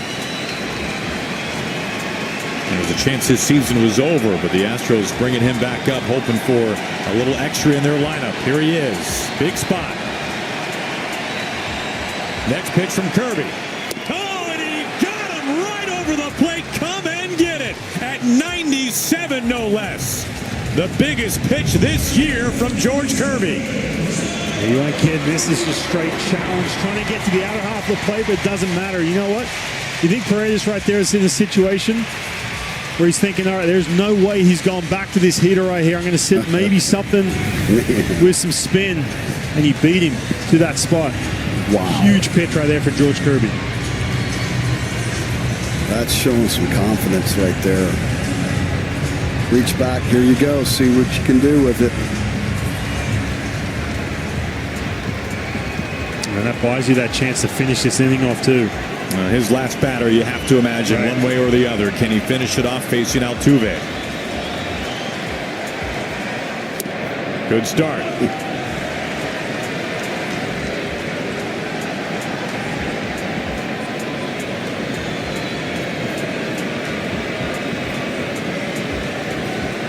Astros threatening with runners on the corners, 2 outs. Bottom of the 6th inning.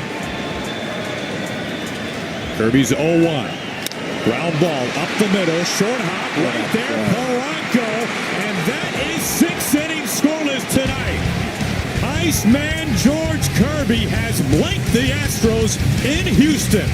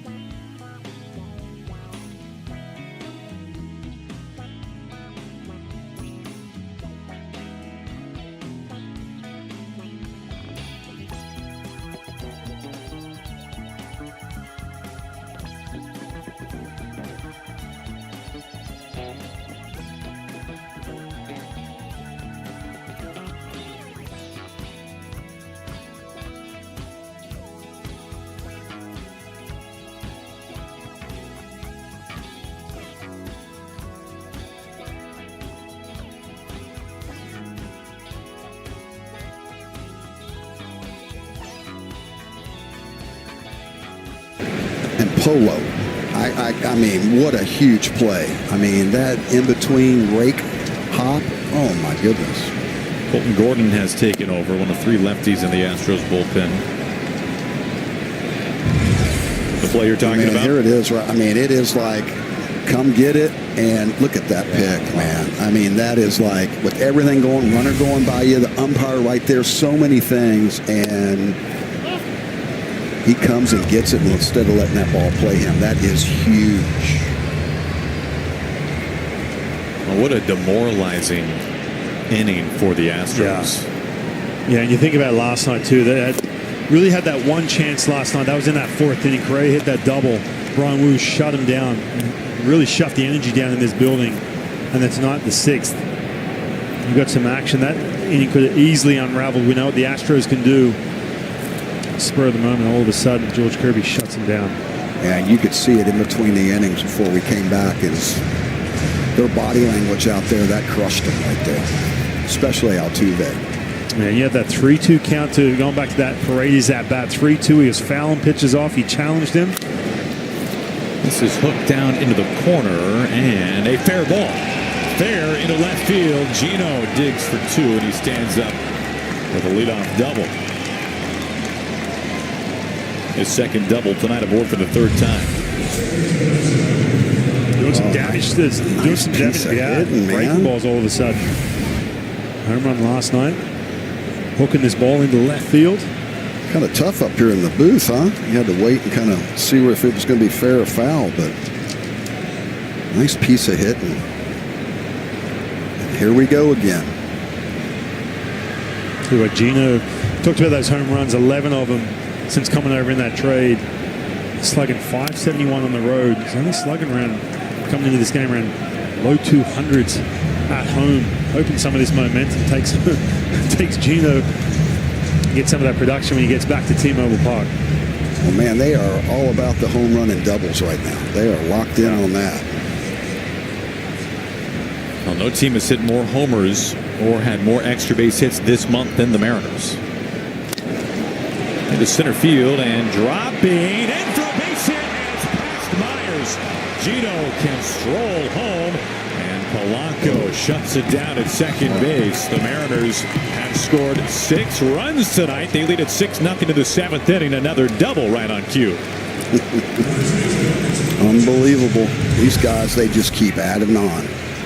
This is a piece of hit, and see that ball's up. Absolutely. I think this is where Polanco is at his best, too, and it's just line drive, staying up the middle or into the gaps. I tell you what, you talk about some of that momentum, right? All of a sudden, the Astros had something going. George Kirby shuts them down, and then you add on that 6 run. That's a backbreaker, too. It really is.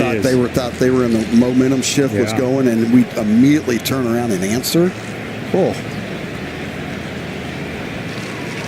These guys are ruthless, man, right now.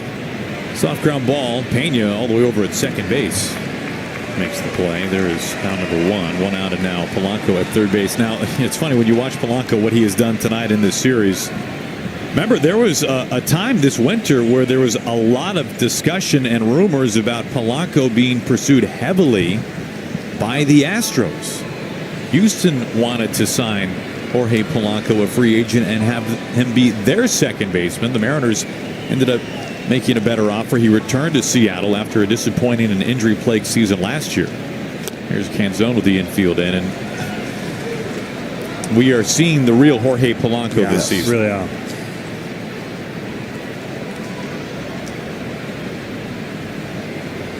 All right, get this run in somehow, some way. Take advantage.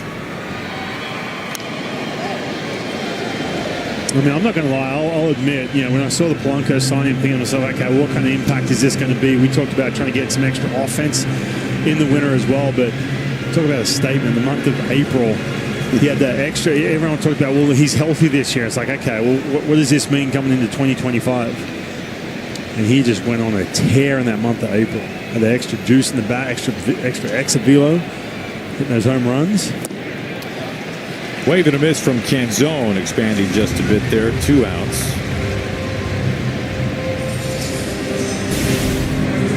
Tonight's Pimco Insurance Run Prevention Plan. The bullpen has been so great this month, and Edward Bizzardo has been a major reason.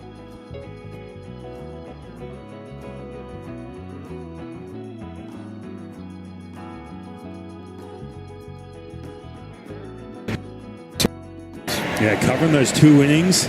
And again, that was day 2. Broken bat, and it's caught as Carlos Correa had to dodge the barrel. Yeah, that went a long way. All right, so new bat.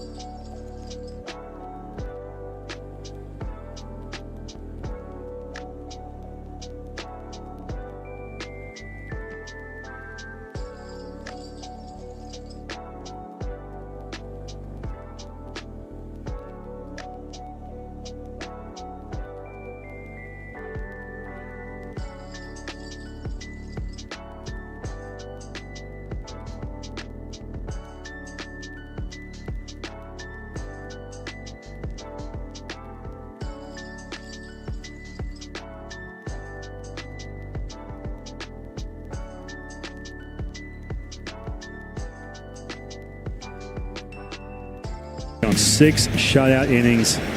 Mariners up 6-0. Carlos Vargas is on. He touches nearly triple digits to Victor Caratini, missing low for ball 1.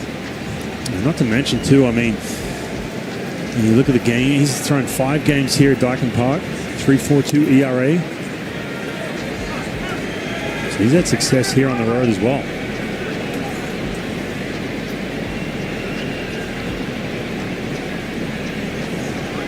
What a night for George Kirby. Maybe it's the mustache. Maybe. Team guy.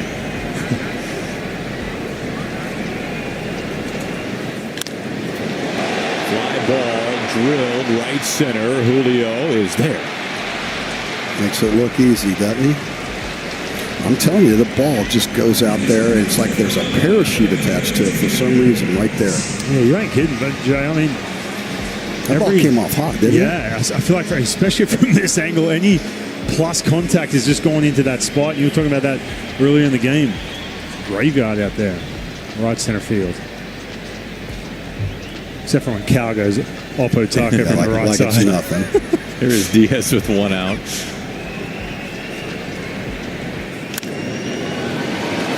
This is down by the foul pole in right field and foul. I think Cal could go deep in Grand Canyon right now. It's amazing.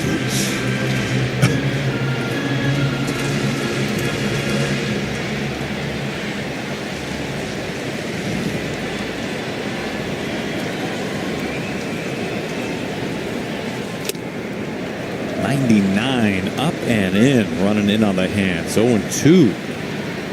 Boy, that is a free and easy whip, isn't it? I mean, golly, that ball eats.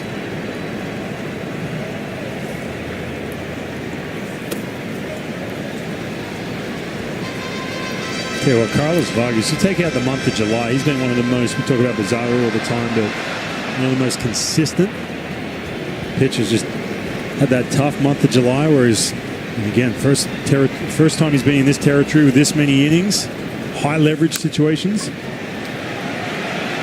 Gino doesn't have a play. Diaz, a rare infield base hit for the Astros catcher. A look at some scores of note, one in particular, doubleheader today in the Twin Cities. The Guardians sweep the doubleheader. They blank the Twins in both games. It is bananas what's going on right now with about a week left to go in the regular season. Look at what is happening now to the wild card picture. The Guardians are a half game outside of the Astros for the final wild card spot. The Guardians hold the tiebreaker over the Astros. So if the Mariners can hold on and win this game, it will be the Guardians in the third wild card spot, and the Astros will be on the outside looking in. Stephen Vogt's ball club has won 10 in a row. The Guardians have won 15 of their last 16 games. That shouldn't surprise you with Stephen. Those guys love him.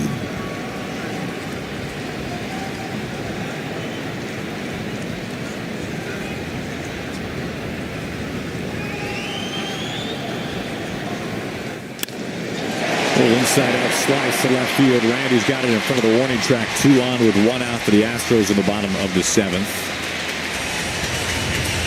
In the Central, an enormous series begins on Tuesday. The Tigers and the Guardians will face off against one another. Keep this in mind. The Guardians trailed the Tigers by 15 and a half games. They have trimmed that to 1 single game. Sounds familiar. All right, you look at the Guardians, the pitching this month, 2.12 team ERA in the month of September, just doing it on the pitching side of things. The offense has been a struggle all year long. Same profile as last year, where not a whole lot of power. And still, their swing and miss was up. Bunt dropped down, foul. If the Guardians win one more game against the Tigers, they will own the tiebreaker over Detroit. I mean, the Tigers are doing a complete reverse of what they did last year, where they went on this incredible winning run in the final month and change of the season, and right now they are in a free fall. They had a lead late today at home against the Atlanta Braves and lost. Yeah, I remember there was a time they had the best record in baseball. For a long time. They've now won 5 straight. They've lost 8 of their last 10.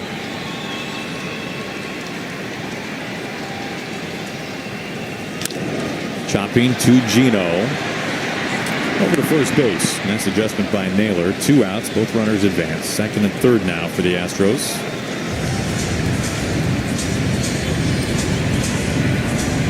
Crazy things can happen this time of year. Just look at the Mariners.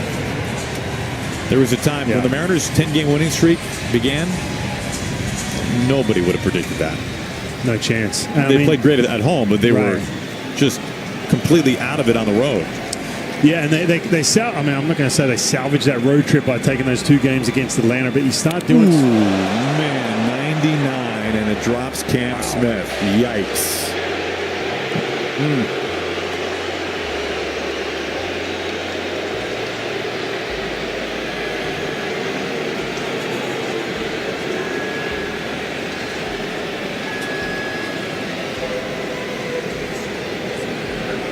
And that's tough sometimes for a pitcher.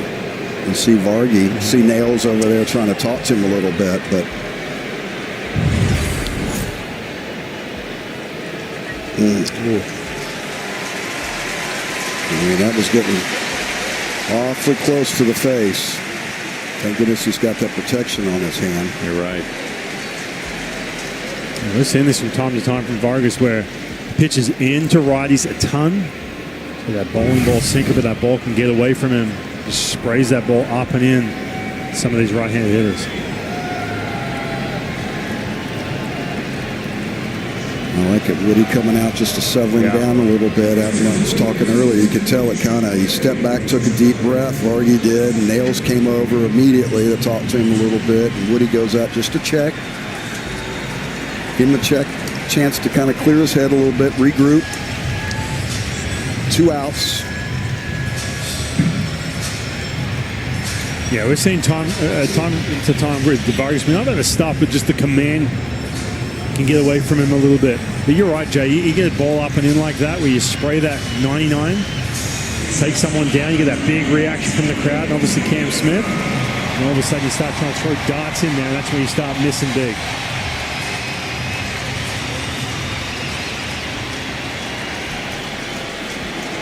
Now the Astros could make this a little bit more of a ball game here. Bases loaded, 2 outs. Top of the order, Pena. A great fastball hitter. And a fastball just misses for ball 1. Bizzardo. Yeah, rubber arm Bizzardo. 2 innings last night, 25 pitches. He's worked the last 2 days.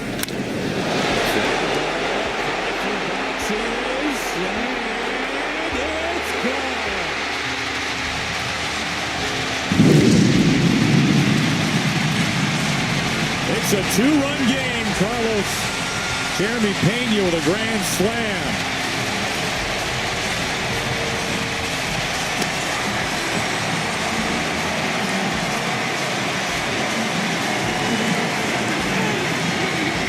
They got real again. Well, right ballpark for him, because normally that's a routine fly ball. Yeah, you know, no lead is safe with that left field wall where it's at.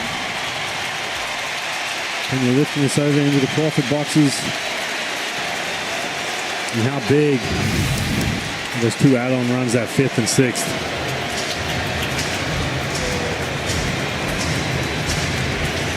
Two-run game now. That snaps 24 consecutive scoreless innings spun by the Mariners.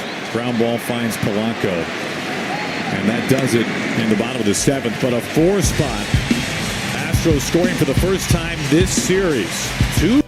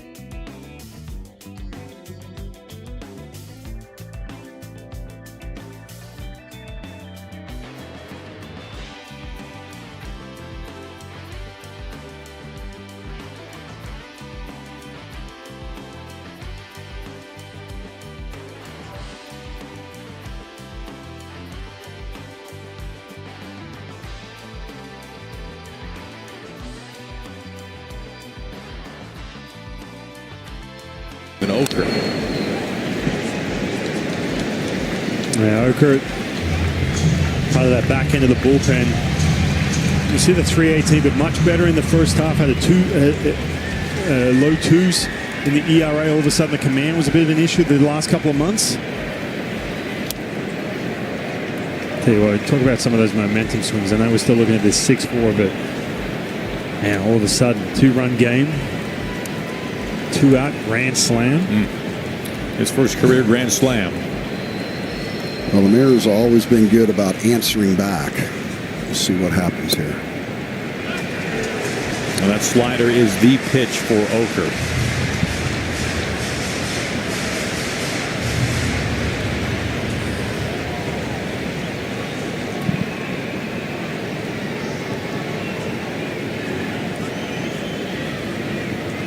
One-two coming.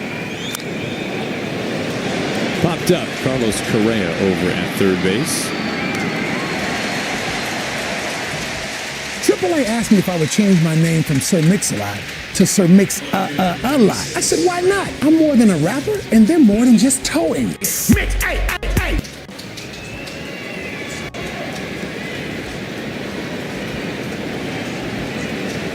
Here's a Rosarena.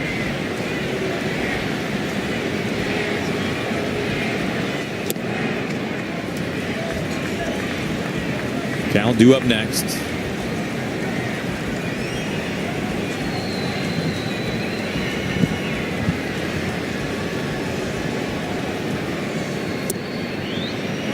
Gets the call.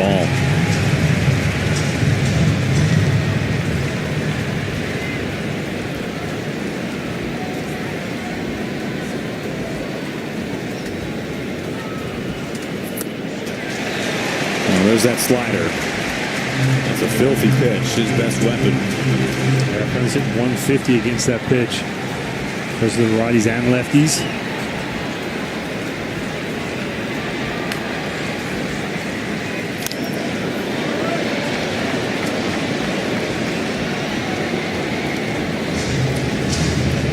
Mariners scored in each of the first 3 innings. They scored in 5 of the first 7 frames tonight. Now having to do it against the leverage arms for the Astros in the back end of their bullpen. And Randy looked like Clip Diaz on the backswing. He strikes out. Diaz all right. 2 outs, nobody on for Cal. History tonight for Cal Raleigh. His 57th home run. He has passed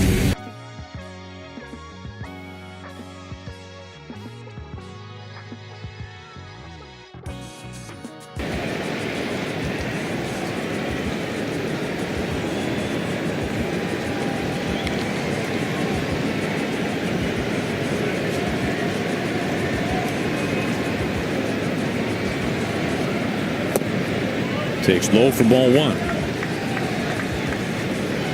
We see him hit that ball into right field against Framber Valdez, the lefty.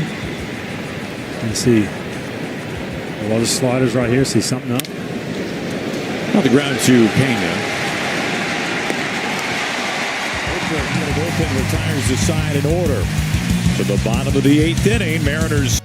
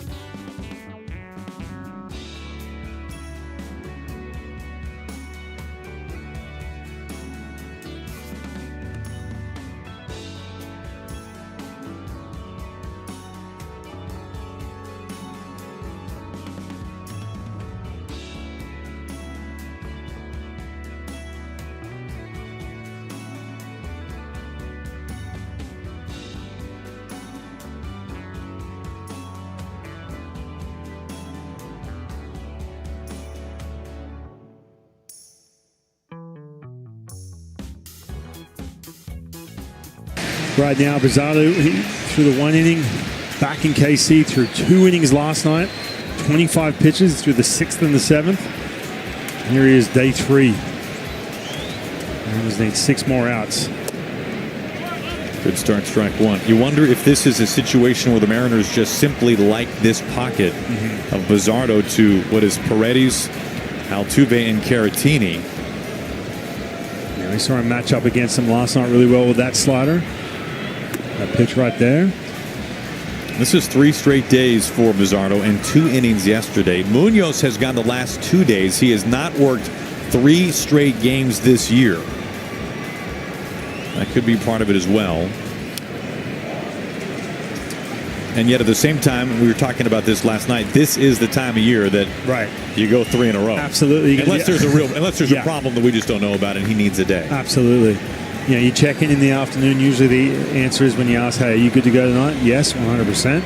You're going to be asked to do some things. I'm not saying that Munoz isn't capable of doing them, but some things you haven't done in the first 5.5 months of this season.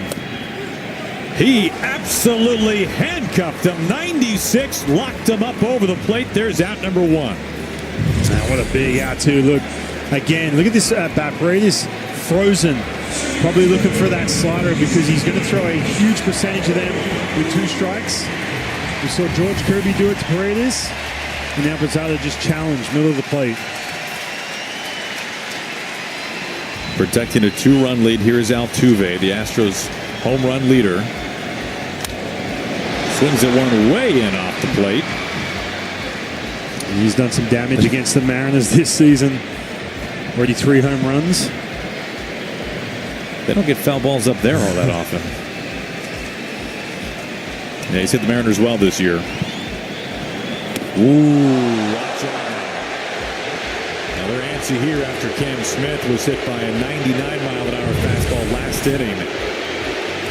Again, Cal set up a wave. You can see Altuve just diving in out over the plate. To set up a slider.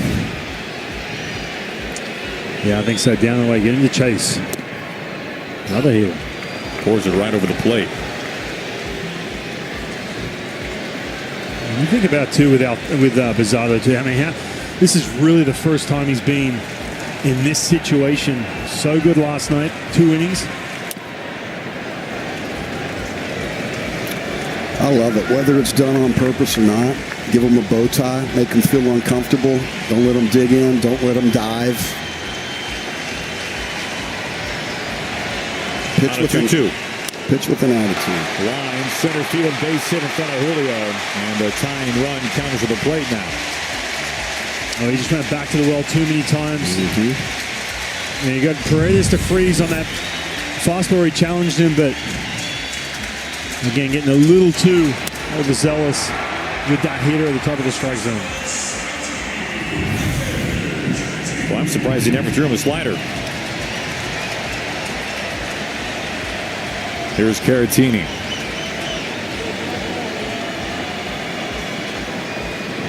Well, isn't it interesting that this part of the game lines up with Caratini? In the lineup, instead of Christian Walker, a right-handed hitter. And so it's the switch hitter Caratini batting lefty against a right-handed Mariners reliever representing the tying run of the 8th inning.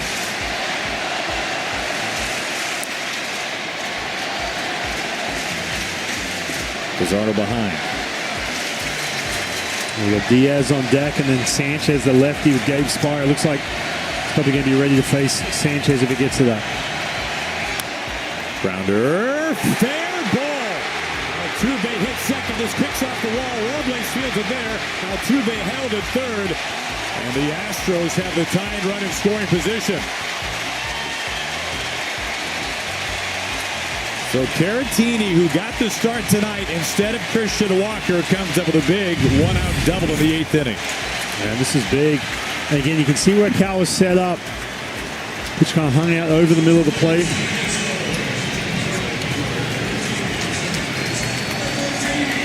And you look at this. Diaz coming up the righty. We know he chases a lot. It's a good matchup for Bizzardo if he can land that slider. Then right after that, you got Jesus Sanchez.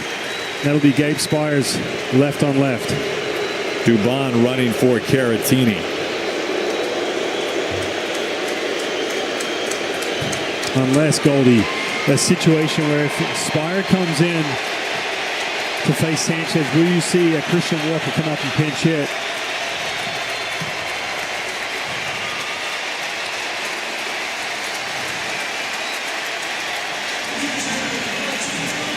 He would be the only option really on the bench. All right, one out, first and second. No chance for a double play here. At least not a conventional one. 19 home runs for Diaz. Good speed on the bases. Pizarro's pitch. Fouled back. He is catching a lot of the plate. He is. And going to that hitter a ton. We haven't seen him throw this many fastballs. You know about that plus slider in the back pocket? Remember, this is 3 straight days for him. He worked 2 innings last night.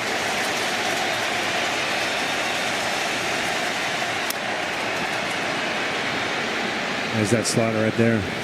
I'll tell you what, we've been talking, singing his praises, talking so highly about Pizarro all year long, 2025, how good he's been. No bigger moment or at bat than this one right here. 1 out, 2 on. The 0-2. He got him! 97 up in the attic. And Diaz is locked down, out number 2. Wow, going back to the heater. This time, landing the pitch, getting out of the middle of the plate. Diaz can't catch up to that. 97, top part of the strike zone.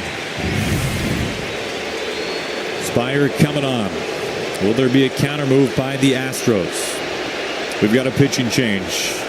Well, a lot of the balance here will step aside.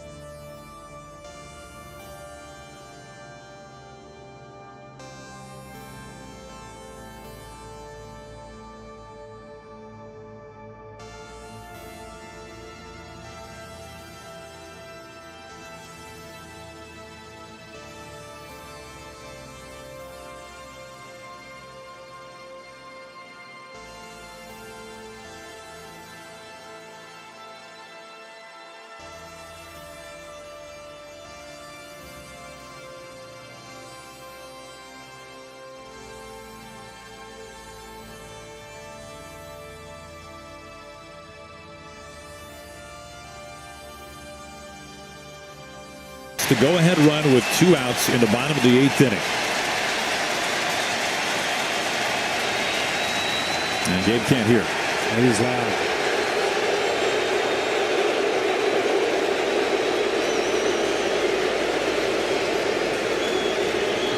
We saw George Kirby having some issues because of the decibel level in this building. And for Christian Walker, the splits have been pretty much the same in regards to batting average, lefties and righties.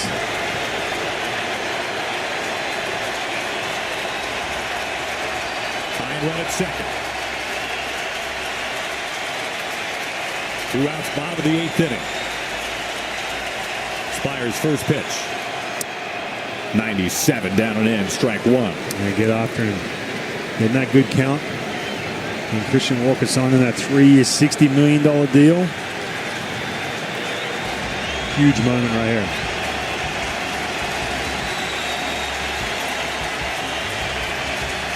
Oh, 1. Couple of fastballs. Spire in the driver's seat now. Tell you what, he gets ahead, challenges, and he gets 97 at the top part of the strike zone. All of a sudden, 0-2.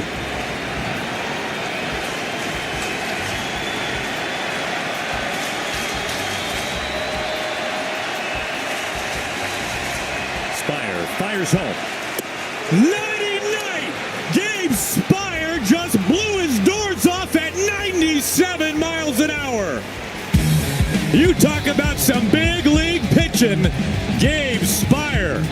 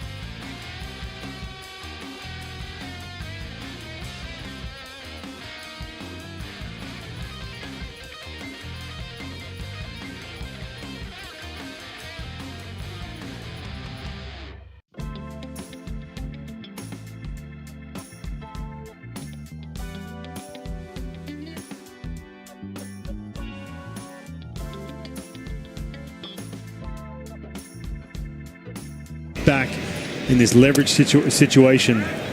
3 pitches just completely quieted this crowd. I mean, they're not even messing around. They're going dead red right at him. And just tardy. Brian Abreu is pitching. Off the end of the bat, Julio hustling, but he's out number 1. Speaking of Julio, don't miss your chance to sit in the J-Rod squad during the final homestand. You can cheer Julio on from the special section in center field and score this.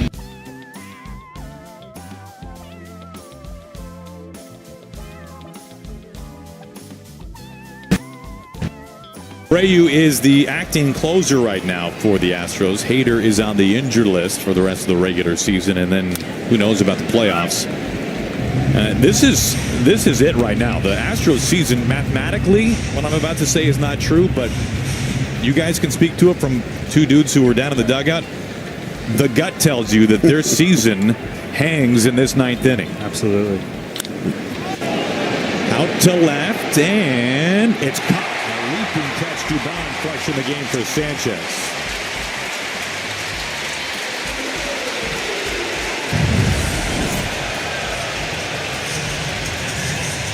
That's a little home field advantage right there, knowing your steps, knowing the warning track, knowing the wall. Nice play. Yeah.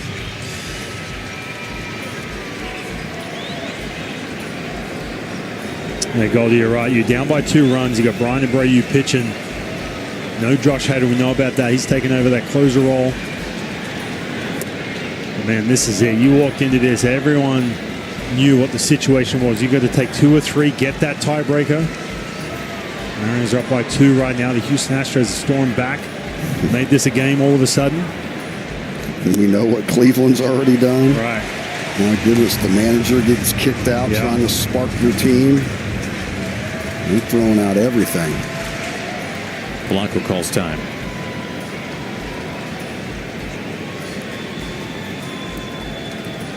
Now we'll question them too, how they're going to deploy this bullpen. It had a 6-0 lead at one point, and all of a sudden you've got to use that back end of that bullpen. A call on Andres Munoz, first time going back-to-back days. Day 3 for him.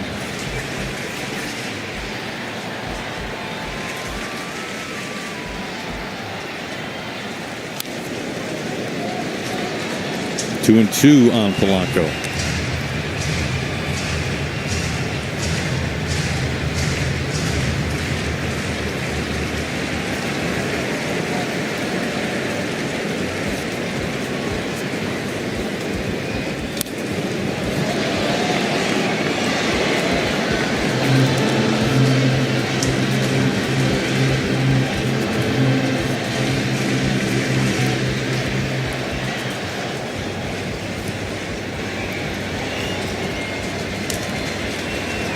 Two outs, nobody on.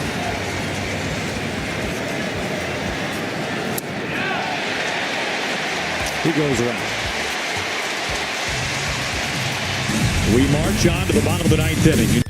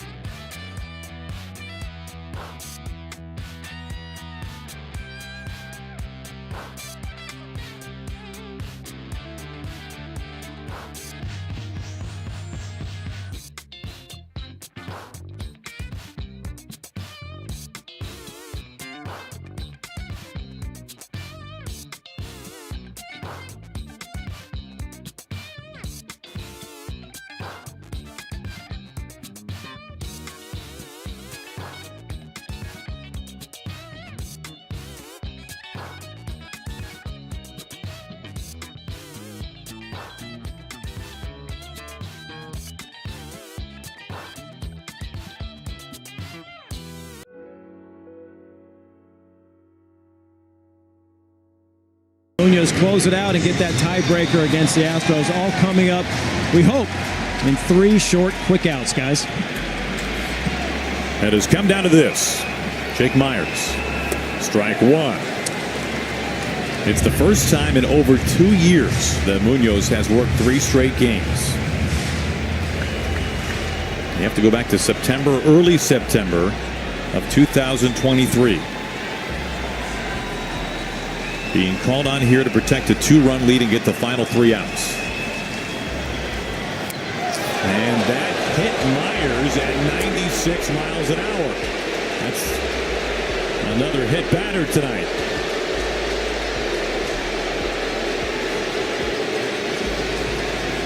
Let's see if they want to challenge him right here. See if this got any of the bat.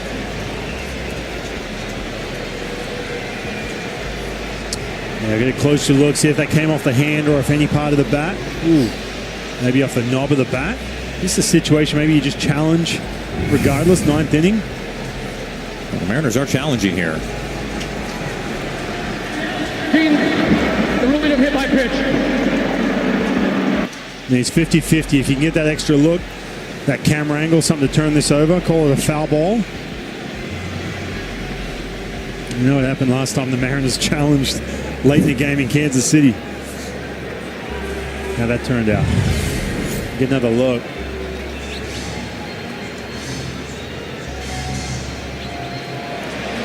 Wow, that could have got, I mean...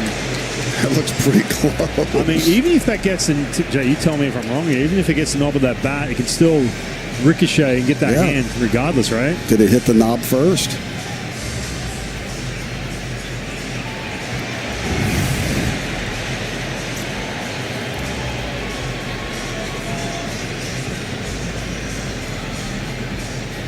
Well, obviously worth challenging at this part of the game. It brings the tying run up if it stands. Let's take a look here. Just the end of it. Keep your eye on the knob of the bat.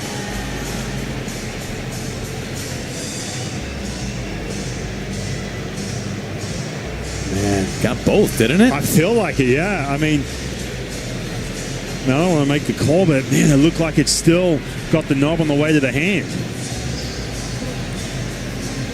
Well, I know if it goes the Mariners' way, this crowd's going to go crazy. I mean, it definitely got the knob. I feel like it, yeah. Did it get the knob and the hand? And if so, if it hit the knob first, is that enough for it to be a foul ball? Man, it looks like it hits the knob. Yeah. It's hard to know if the hand is moving because of a recoil or if it actually was impacted by the ball. No, I think the knob knocks his pinky off first and the rest of the hand. Call the field stands with a hit by pitch. That will lose a challenge. And the call stands. The other element to this, too, you got Andres Munoz out that 3rd day in a row. Comes in from the bullpen. Gets red hot. The adrenaline's going for him. All of a sudden, you have that little hiccup. You start landing in the strike zone right out of the gates here against Zach Cole. Yeah, welcome to the big leagues, rookie. Season hangs on the balance here. Coming to face Andres Munoz, an impressive young left-handed hitter for the Astros. Nice block by Cal, ball 1. Again, we talked about this last night for Andres Munoz. He can land that breaking ball, that slider in the strike zone early. Good things happen, especially with that command. Myers at first base, nobody out. Tying run at the plate. Good pitch. Love it. Don't give in. Yeah. An antsy rookie at the plate. Now the report on him, fidgety. He'll chase that pitch below the strike zone. There it is. 1-2.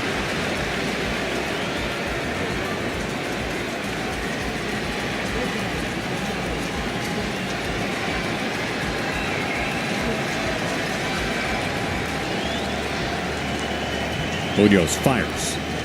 Oh, he got it. Slider over the plate. There's out number 1. That's just not fair. 3 sliders when you throw 100. Right, and the hitter at the top of the strike zone has been such a weapon for this entire pitching staff against these Astros who are really good on the heater. But that's a pitch. Zach Cole, the report on him is can handle that plus velocity, but that slider is a problem. That's a big out number 1. Yeah, but the Mariners have been going heater at everyone. Right. So for them to do that, it is totally against the way they've been pitching all night. Well, here comes the man who got the Astros right back into it. Jeremy Pena's first career grand slam into the Crawford boxes in the 7th inning. That has been the offense tonight for the Astros. And you watch the approach for Jeremy Pena right here. Now, there was a pitch count issue J.P. Crawford had a new pitch count delivered to him in between batters. Looks like everything is okay now. The infielders wear it as well to know what's coming. I think Danny just wanted to make sure it was working right there for sure. Jeremy Pena, the approach for him right now, and for the guy on deck, Carlos Correa, is going to be just trying to shoot that ball into right field, especially that slider down and away. First pitch to Pena. A slider at the knees does not get the call. Close pitch, ball one. Elite fastball hitter. That's what he hit the grand slam off of. He's batting .358. Only Judge hitting for a higher average on fastballs this year. Top 10 in slugging.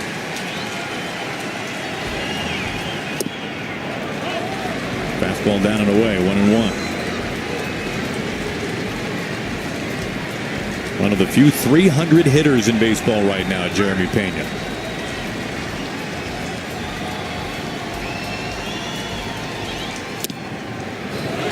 Gets the call. 1-2. What a swing pitch that is. I'll tell you why. First of all, that's painted, but just catching a little bit of that strike zone. See if he gets him to chase right here with the slider. 1-2. That's what he goes with. Too far outside. Doesn't get him to fish.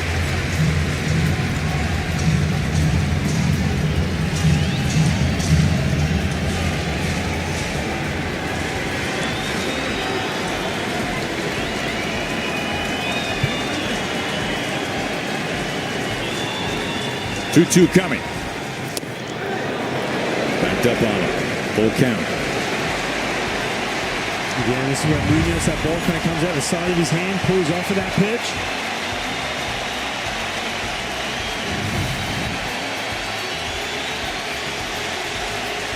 (3-2). Laid off a tough slider, and now there are two on.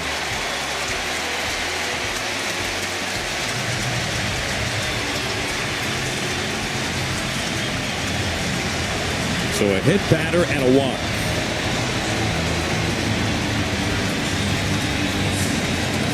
And a man the Mariners have seen so much of over the last decade. Carlos Correa back with the Astros.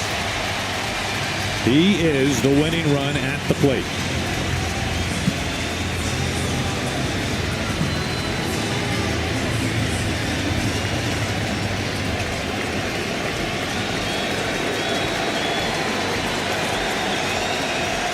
Myers at second, Pena at first. Both run well.